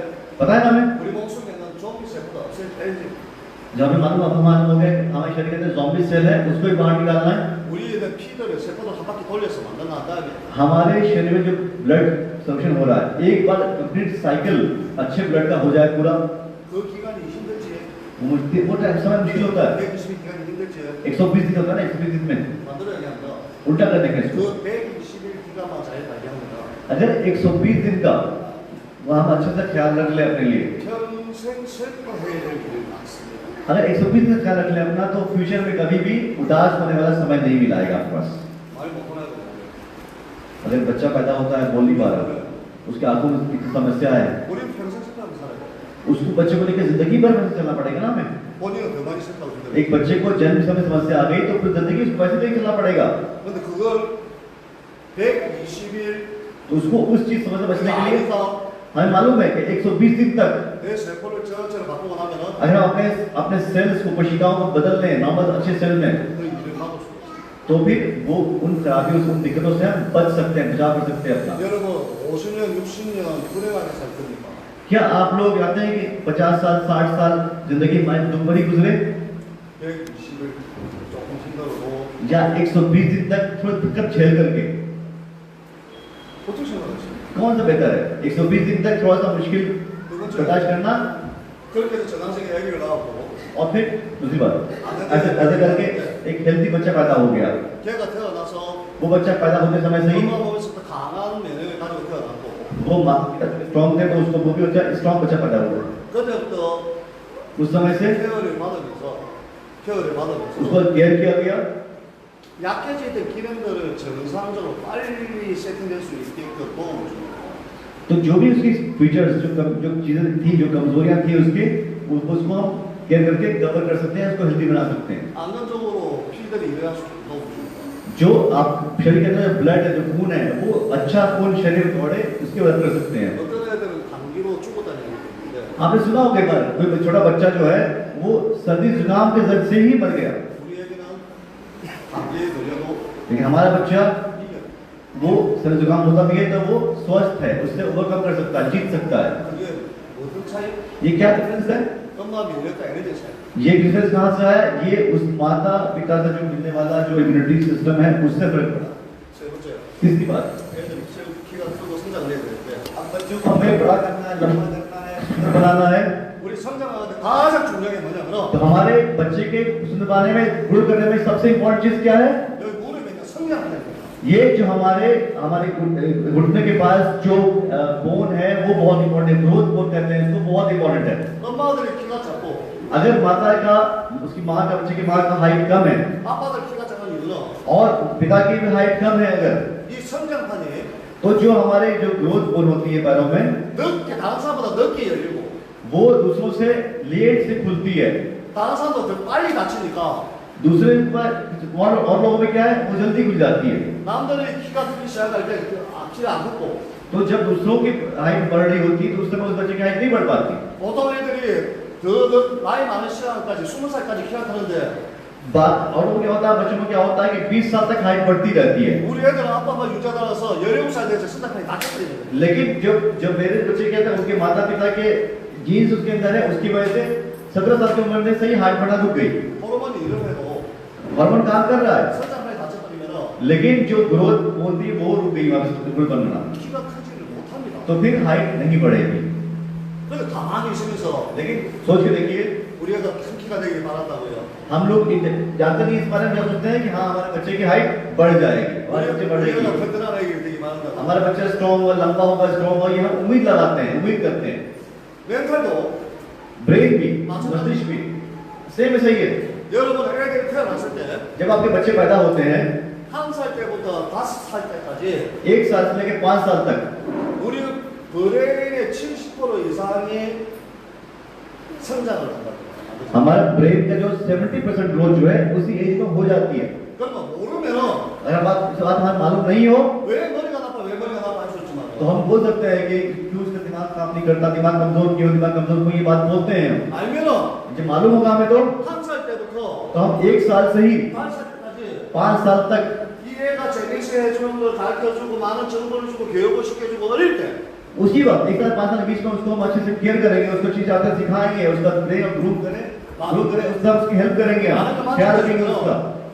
얘 브레인이 그 브레인이 일반인들보다 훨씬 더 좋게 तो उसके ब्रेन जो है आपको दूसरों से कहीं ज्यादा जो है अच्छा दिखेगा, 만들어지는 बन जाएगा अच्छा। 거예요. 여러분 몰랐잖아요. ये बात मालूम थी आपको, नहीं मालूम थी? 우리는 아기를 낳고 1살부터 5살까지 한 컴이만 하면 되는 줄 알았잖아요. हमें क्या लगता था कि बच्चा पैदा हो गया, 1 साल का हो गया, अब 5 साल का हो गया, 1 साल से 5 साल तक स्वाभाविक तौर पर वो ग्रो करेगा। 그때 거의 다 보험을 배우는 겁니다.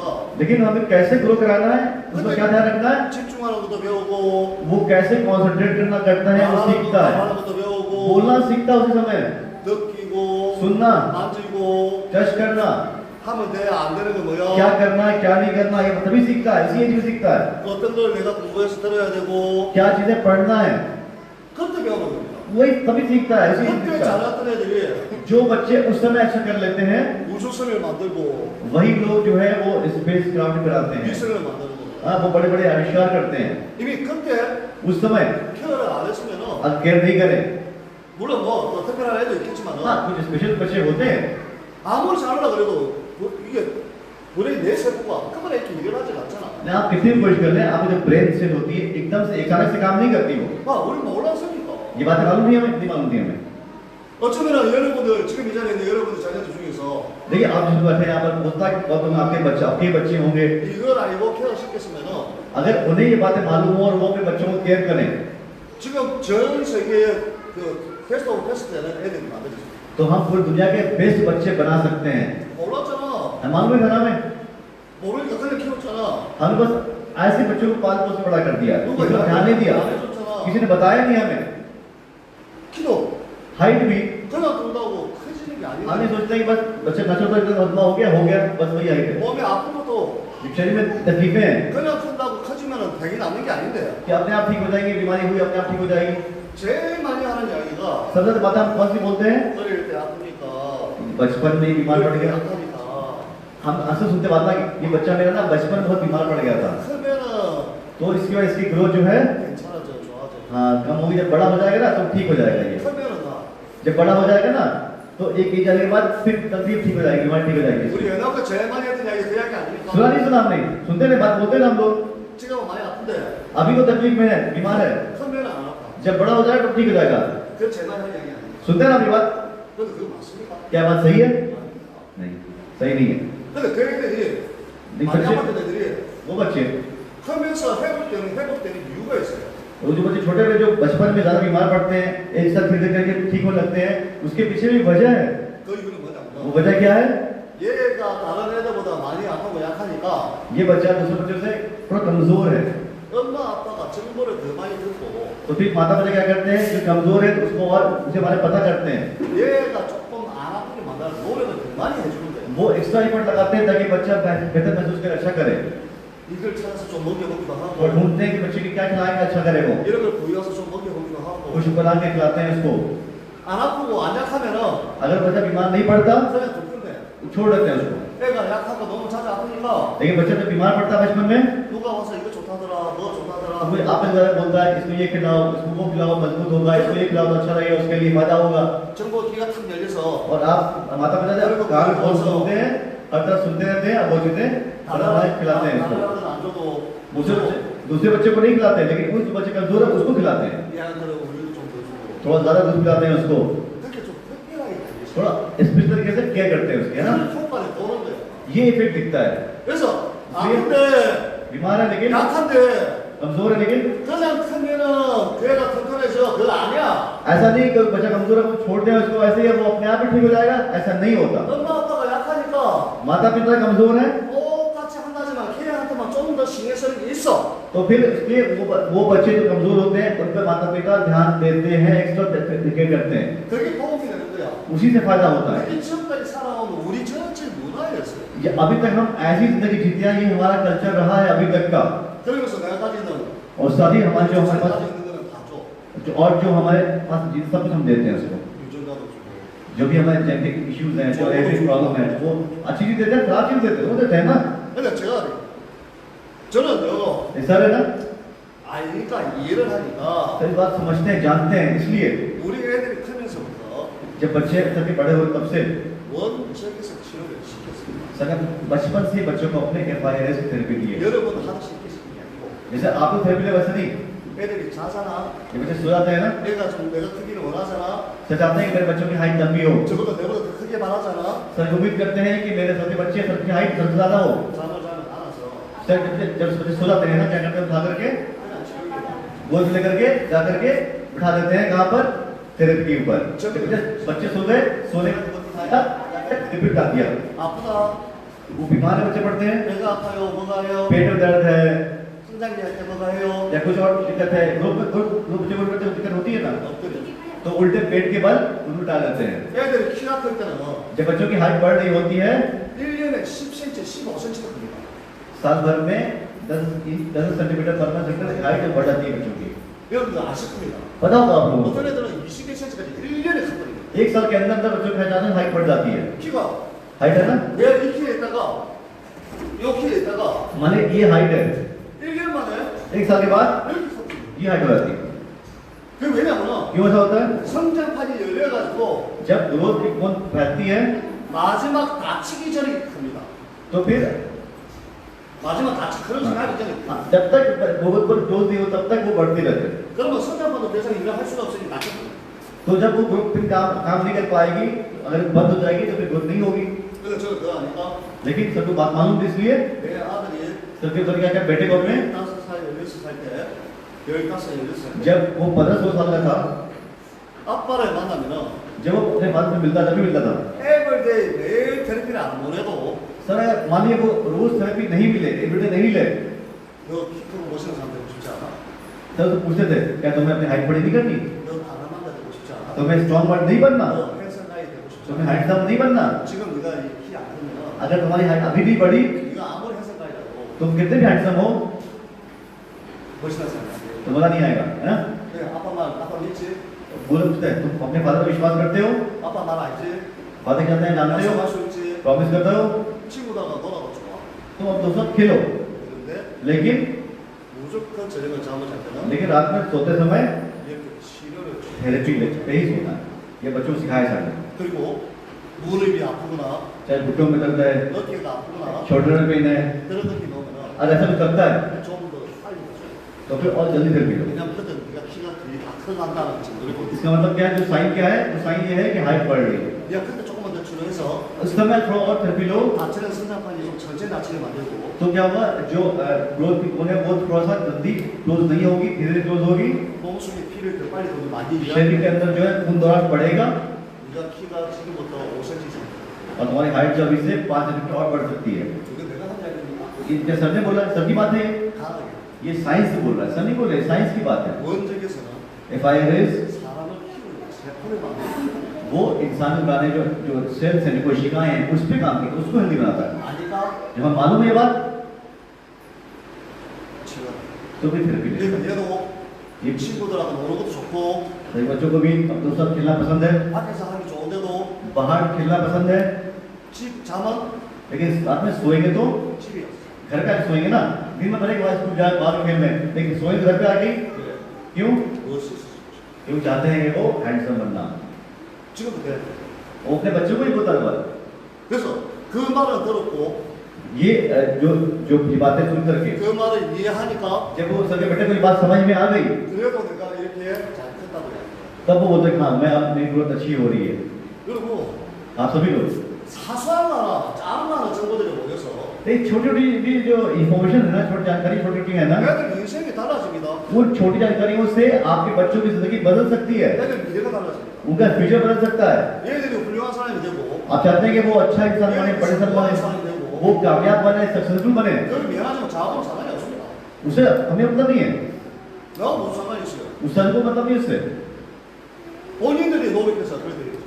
खुद से उस इंसान को जो चाहता है अच्छा करना, वो खुद से उसकी मेहनत अपने ऊपर करनी पड़ेगी, 그렇지 않습니까? है कि नहीं?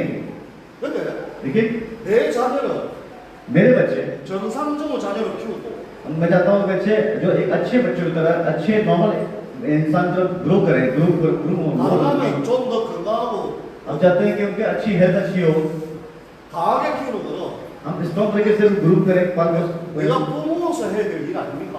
क्या as a parents, as a माता पिता हमारी जिम्मेदारी नहीं है ये? 그래서 저는 아들 만나고 इसे जब अपने बच्चे से बेटे से मिलते हैं, 공부해라 말을 많이 안 했습니다. सर अपने बेटे को ज्यादा पढ़ने के लिए नहीं बोलते ज्यादा, 다른 거 뭐 해라 이야기 뭐냐? ये करो वो करो नहीं बोलते, 뭐? क्या बोलते हैं? 지금은 아니네. थेरेपी लो, अपना ख्याल करो, अपना केयर करो। 지금 안 하면은 अभी नहीं किया अगर, 내가 커서 후회합니다. जब तुम्हारी एज बढ़ जाएगी तब तुम रिग्रेट करो, पछतावा होगा तुम्हें। 그 말은 ये बात क्या है? 어린 아들도 알아. ये बातें छोटे बच्चों से कोई भी समझ में आती है। 맞습니까? ये बात है, 나중에 이해됩니까? सभी बात समझ में आ रही है आप लोगों को? 저는 내가 부모로 살 때 돈이라고 생각해요. सर मानना है कि as a parents, as a माता पिता ये हमारी जिम्मेदारी है, हमारी ड्यूटी है। 그게 당연한 알고 보니까 जब हमें मालूम हो गया, 사이언스고 जब मालूम है तो वो जब हमें मालूम तक बात नहीं थी, जब मालूम हो गया कि ये तो साइंस है, 거기에 있는 정보였다. ये साइंस की इंफॉर्मेशन है। 그다음에 무슨 फिर 그리고 성장을 했어요. जब ग्रो करके बच्चा 30이 되었어요. 30 साल की उम्र हो गई, 또 40이 되었어요. 40 साल की उम्र हो गई, 늙어가기 시작했어요. अब जो है अब एज बढ़ने लगी, 그 정보가 없으니까 अब उनके पास जानकारी नहीं है, अगर 그냥 조상이 살아온 걸 그저 살아왔어요. तो उनके जैसे उनके माता पिता जीते आए हैं वो भी वैसे जीने लगा। 그러니까 아플 나이가 되니까 아팠고 जब एक एज आ गई कि आपको लगा कि अब इस एज में आके बीमारियां आती हैं, तो उसके पास बीमारी आ गई। 누워야 될 나이가 되니까 누웠고 जब लेटने की उम्र आ गई तो लेट गए, 누워야 될 나이가 되니까 누웠고 जब लेटने की उम्र आई तो लेट गए, 또 और 자연스럽게 죽어야 될 나이가 죽었는데 जब जाने की दुनिया जाने की उम्र आई, मरने की उम्र आई तो मर गए। 모를 때 이야기고 ये तब की बात है जब हमें मालूम नहीं था, जानकारी नहीं हमारे पास, नॉलेज नहीं, तब की बात है ये। 모를 때 जब नॉलेज नहीं तब की बात है ये, 이해를 말할 때 이야기고 जब मालूम तब की बात है ये, 이해를 하게 되면 다른 거 아닙니까 जब 여러분? हमें चीज समझ में आया नहीं तब क्या है? 젊을 때 20대 30대 40대 안 아프니까 जब हम 20 साल 30 साल की उम्र में यंग थे, बीमार नहीं थे, तकलीफ नहीं थी, 관심이 없으니까 उस समय हमें इंटरेस्ट भी था, हमें जो शौक नहीं था सेहतमंद मिलने का। 당뇨병이 뭔지 डायबिटीज क्या होती है, 조인트가 아픈 게 뭔지 जॉइंट पेन क्या होता है, 고혈압이 뭔지 हाई ब्लड प्रेशर क्या होता है, 콜레스테롤이 뭔지 कोलेस्ट्रॉल क्या होता है, 캔ሰር이 뭔지 कैंसर क्या है, 좀비 세포가 뭔지 जॉम्बी सेल क्या है, 관심이 없으니까 हमें कोई इंटरेस्ट नहीं होता, 관심을 가진 나이가 아니니까 क्योंकि वो एज नहीं होती उसको इंटरेस्ट दिखाने की। 그냥 내 라이프를 산단 말이야 बस 남들과 똑같이 अपनी जिंदगी है, जीनी है, जैसा जी रहे हम भी जी रहे। 그리고 언제 관심이 생겨요? इंटरेस्ट कब आता है? 당뇨병이 왔을 때 जब डायबिटीज हो जाती है, 피곤할 때 जब थकन हो जाती है, 갑자기 몸이 집중이 안 되고 피고 아무것도 안 될 때 जब कुछ आप चाहते हैं करना कर नहीं पाते अपने हिसाब से, 이상하다 तब ये क्या हो रहा है, ऐसा क्यों हो रहा है, 너 왜 이렇지? क्यों ऐसा हो रहा है? 그러면서 그때 관심이 생기죠 उस समय आपको इंटरेस्ट आना शुरू होता है, तब आप ध्यान देना शुरू करते हैं अपने ऊपर। 뭐? क्यों? 이미 늦어요 ऑलरेडी लेट हो चुके हैं, 이미 문제를 만드는 거죠 ऑलरेडी प्रॉब्लम जो है बना चुके हैं। 왜 꼭 문제를 만들고 나서 그때 관심을 가요? अब प्रॉब्लम बनाने के बाद प्रॉब्लम आ गई, अब क्यों इंटरेस्ट ले रहे हो आप? 왜 꼭 키를 크게 만들지 못하면서 후회를 하요? अब जब एज हाइट बढ़ाने की एज थी तो हाइट बढ़ाने की ध्यान नहीं दिया, अब जाकर के रिग्रेट कर रहे हैं कि हाइट क्यों नहीं बढ़ी। 여러분들이 조금만 정보를 가지고 있고 आपके पास इंफॉर्मेशन कम थी, 여러분들이 조금만 애 미루면서 대화를 하셨다 그러면은 लेकिन अगर थोड़ी सी इंफॉर्मेशन होती, थोड़ा अपने बच्चों से अपने इस बारे में बात की होती, 어릴 때부터 비타민이라도 조금씩 먹였으면 अगर बचपन से हमको विटामिन ही खिला दिया होता, 어릴 때부터 몸 좋은 거라도 조금이라도 정보를 줬으면은 थोड़ा सा उनके शरीर की क्या अच्छा है सिखा दिया होता, 걔들이 30대 40대 겪을 일을 40대 50대 알게 하죠. तो जो समस्या हमको 30 साल 40 साल में आती, वो शायद 30 साल सुना कर 50 साल में आती, 그냥 좋다고. है ना।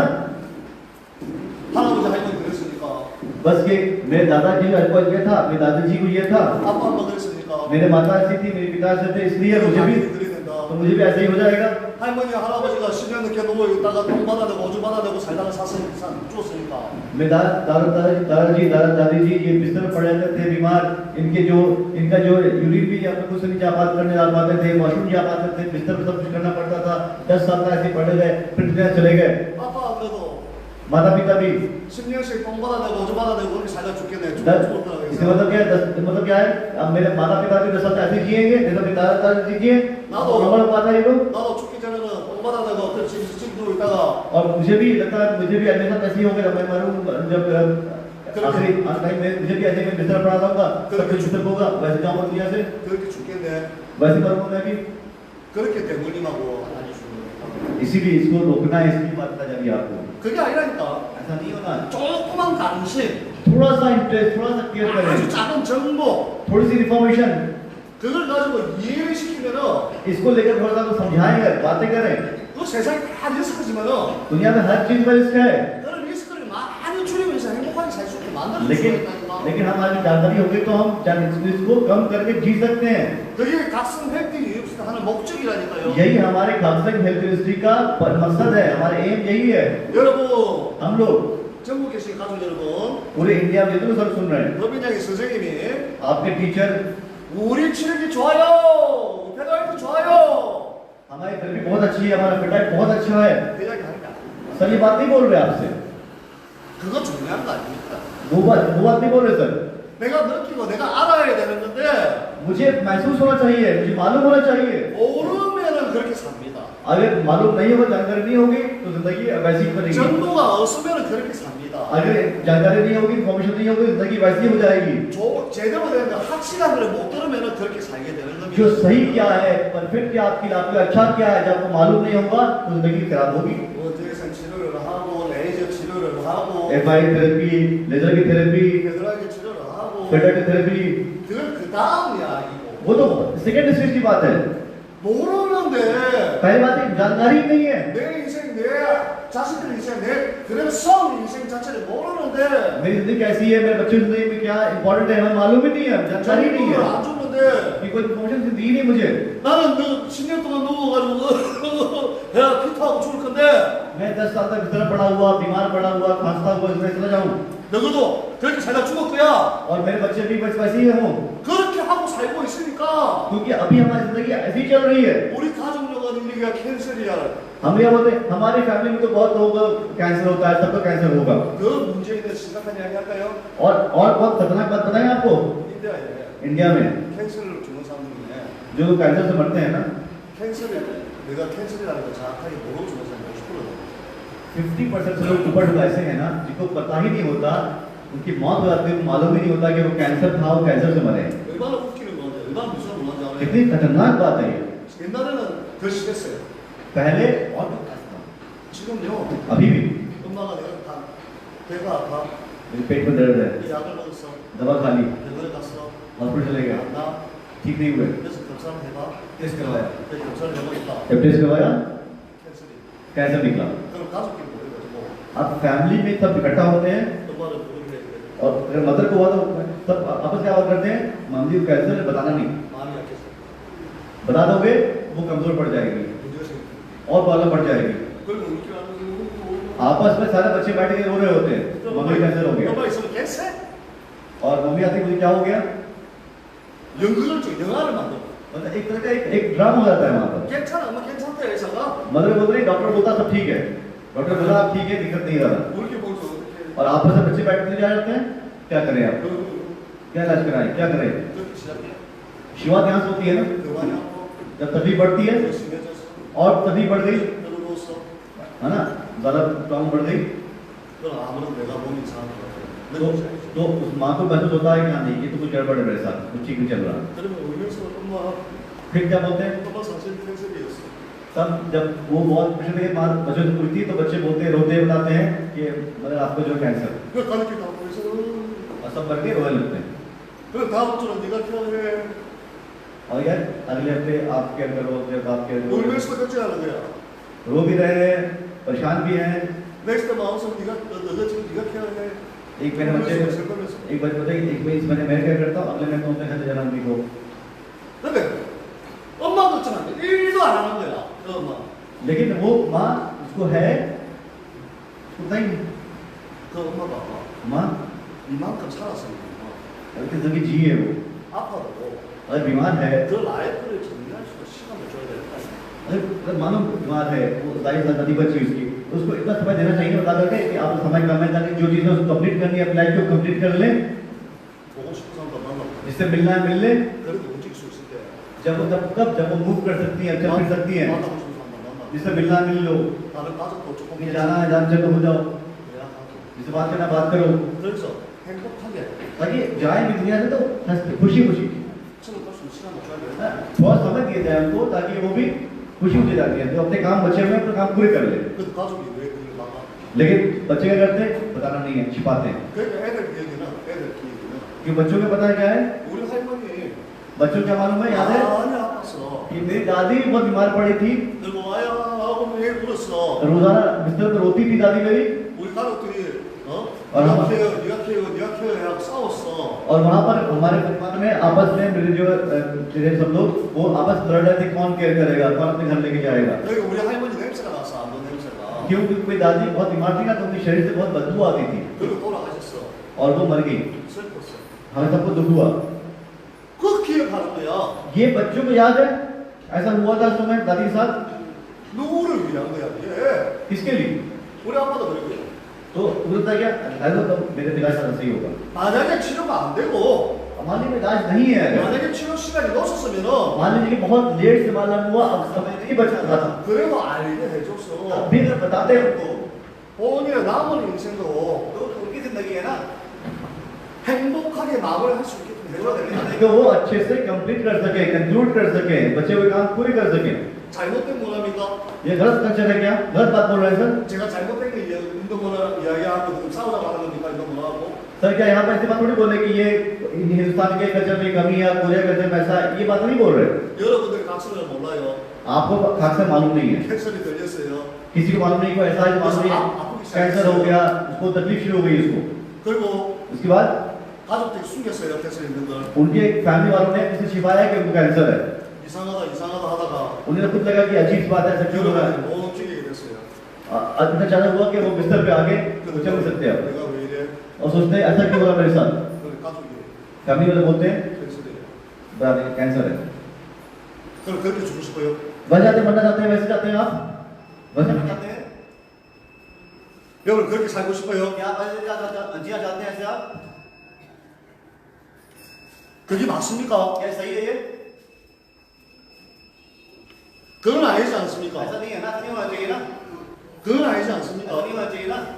누구든 자기 인생을 행복하게 정리하고 마무리할 수 있는 시간 필요한 거 हर 아닙니까? इंसान को उसकी लाइफ को कंक्लूड करने के लिए, अपने अच्छी जिंदगी खत्म करने के लिए आखिरी वक्त में अच्छे वक्त की जरूरत होती है, 그게 행복하게 인생을 마무리하는 거 아닙니까? ताकि खुशी खुशी दुनिया से जाए, है ना, 그렇지 않습니까? है नहीं।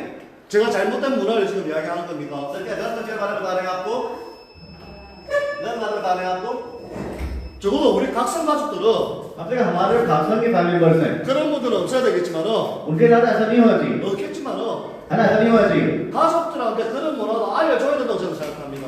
तो हम जानते हैं कि खासकर वाले जो कम से कम उनके कल्चर में, उनके फैमिली में ये कल्चर हो हमारे बीच में, 누구든지 कोई भी हो, 좋습니다. 시간이 납니다. हर इंसान को एक टाइम बाद दुनिया जाना है, 우리 몸을 사용했으니까 अपने शरीर को इस्तेमाल कर लिया, 약해지고 अब शरीर कमजोर होगा, 기력에 문제가 생깁니다. उसके फंक्शन में कमी आएगी, 근데 लेकिन 지금 우리가 하는 일들이 जो काम हम अभी कर रहे हैं हम, 아까 키를 크고 싶은 애 더 크게 막아주고 더 크게 만들어주듯이 जैसा पता चल कि जब हाइट बढ़ानी है तो क्या कब बढ़ानी है, कैसे बढ़ानी है, मालूम होना चाहिए हमें। 우리 몸의 기름도 신체들이 더 오래 더 중요한 일을 할 수 있게 만들어주는 일을 해주고 있는 겁니다. हमारे शरीर जो है वो बहुत इंपॉर्टेंट फंक्शंस कर रहा है शरीर के अंदर, वो बना रहा है, फंक्शन बना रहा है शरीर के अंदर। 그래서 늘 범인의 강의를 하면은 जब हम रोजाना बताते हैं आपको, 여러분 나이가 들어서도 행복한 미래를 행복한 라이프를 사셔야 됩니다. तब बोला हमारी लाइफ में कैसे हो जाएगी, हमारी जिंदगी खुशहाल जिंदगी, हैप्पी लाइफ हम जी सके, 그것도 특히 가족들한테 좋은 기억을 줘야 됩니다.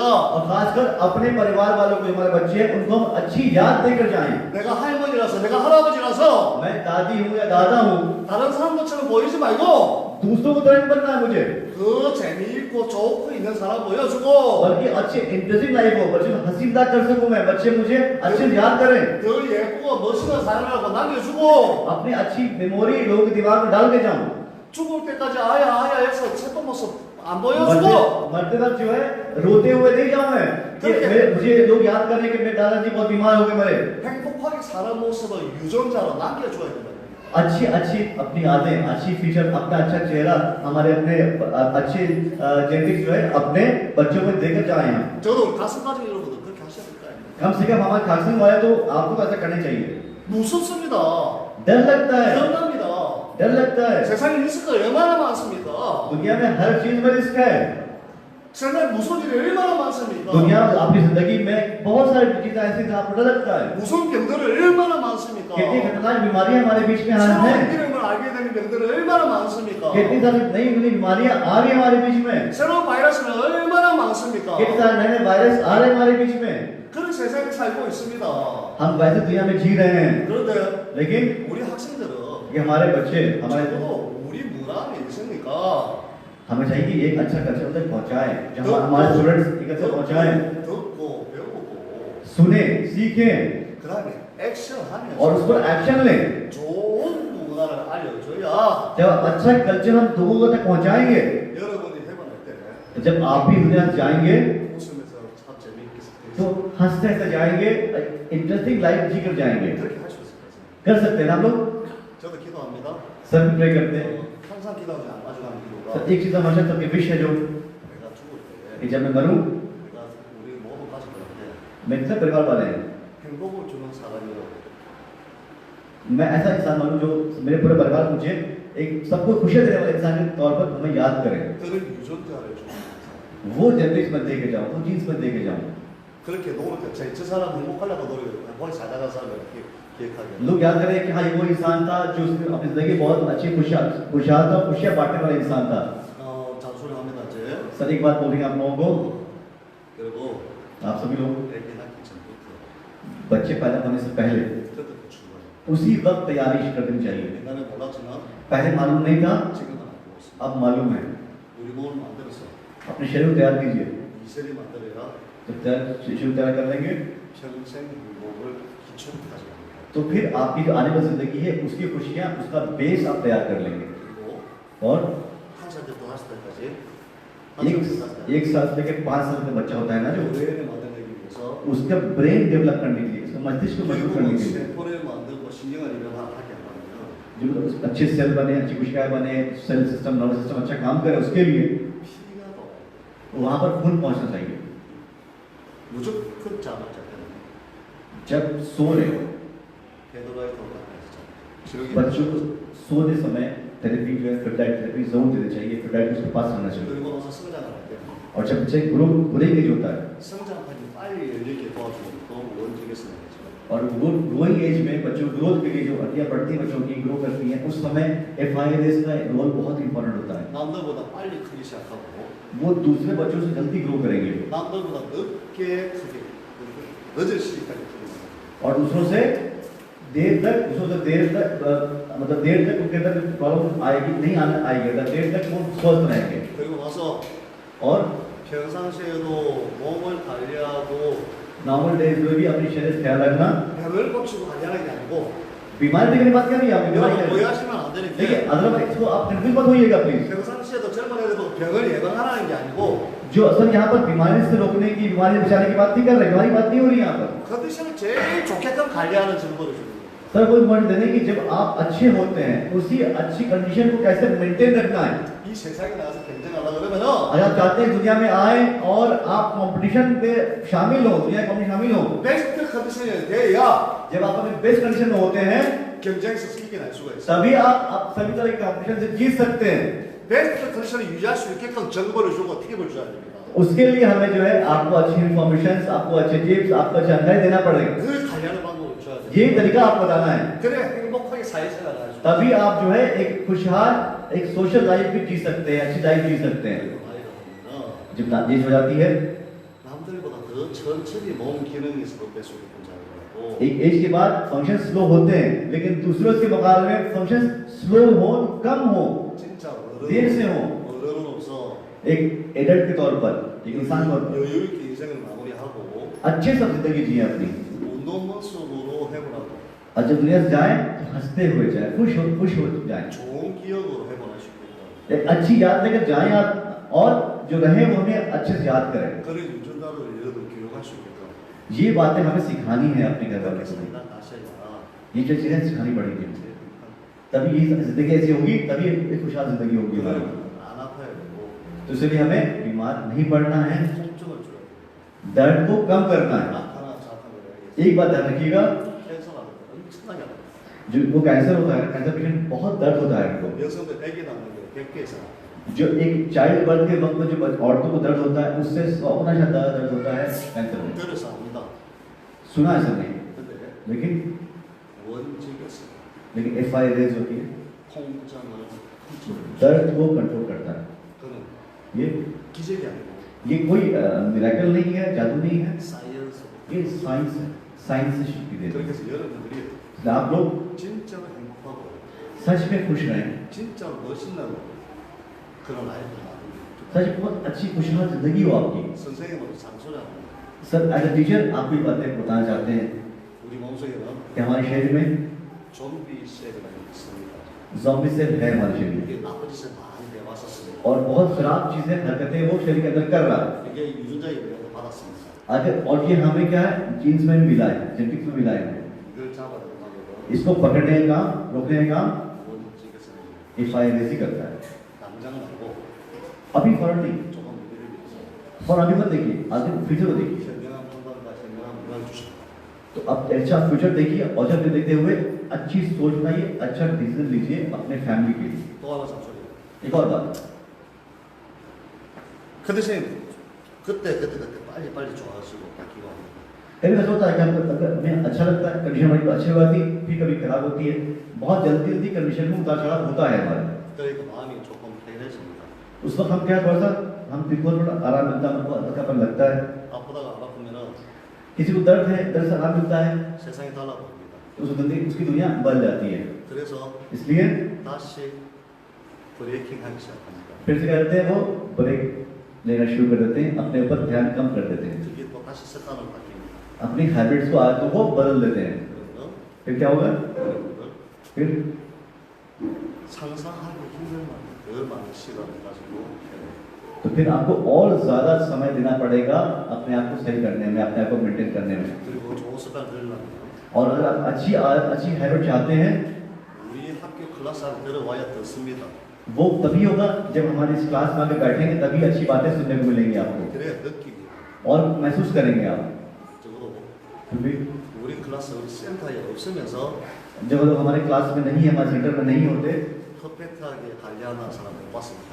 और वो अपने आप को परफेक्ट तरह से केयर कर पा रहे हैं, अपना ख्याल रख पा रहे हैं, ऐसा हमने आज तक किसी को नहीं देखा। 학생들에게 इसलिए सभी स्टूडेंट्स को 존경하는 마음 담고 सर बहुत रिस्पेक्ट के साथ, 선생님 잔소리합니다.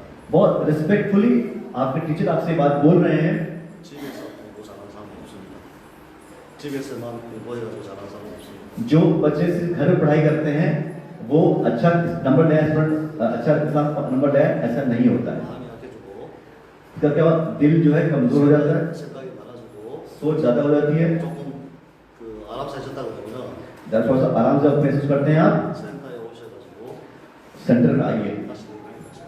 जब आप पता है कि आप ठीक हो गए, आप थोड़ा सा अपने कम केयर कर रहे हैं, तब आप सेंटर में आइए 해피 라이프를 और हैप्पी जिंदगी आप हैप्पी लाइफ, 컨설팅해 드리겠습니다. उसके बारे में हम आपको बताएंगे। 그렇게 하는 바라겠습니다. उम्मीद करते हैं आप ऐसा करेंगे। 자 오늘 선생님은 आज आप 고생 많네요. व्यक्तिगत है जहाँ तक बात करते हैं अपनी 사실은 한국과 다른 나라와 कोरिया में या दूसरे देशों में 인디아 문화에 조금 차이점이 있습니다. हमारे इंडिया कल्चर और दूसरे देशों में तो थोड़ा फर्क है 그래서 여러분들 좀 이해해주기를 바래서 इसे जानते हैं कि आपको बहुत समझे इस बात को 이렇게 좀 설명을 좀 했습니다. इसे आपको एक्सप्लेन किया 근데 세상은 바뀌고 빨리 바뀌고 있습니다. लेकिन अभी दुनिया जो बहुत तेजी से बदल रही है 저는 인디아 컬처 너무 좋아합니다. सर इंडिया कल्चर बहुत पसंद करते हैं 근데 그 컬처도 लेकिन वो कल्चर 바뀌고 있습니다.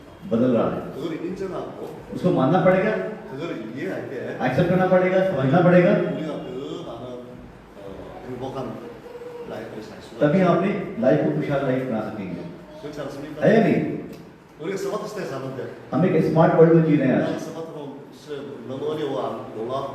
और इस स्मार्ट एज में भी कुछ चीजें हैं जो मालूम नहीं है 그래서 내가 스마트폰을 안 배우려 그러면 अगर आज की दुनिया में हम ये बोले मुझे स्मार्टफोन नहीं चाहिए स्मार्टफोन यूज नहीं करना है मुझे 문화는 바뀌는데 कल्चर तो बदल रहा है 나 혼자만 세상에 तो मैं अकेला अलग रह जाऊंगा 다음에는 अगली बार 우리 학생들한테 आप सभी स्टूडेंट्स को 스마트한 그런 홈 하는 것도 교육을 시키겠습니다. स्मार्टफोन वगैरह भी आपको कुछ ट्रेनिंग देंगे सिखाएंगे आपको 알아야 돼.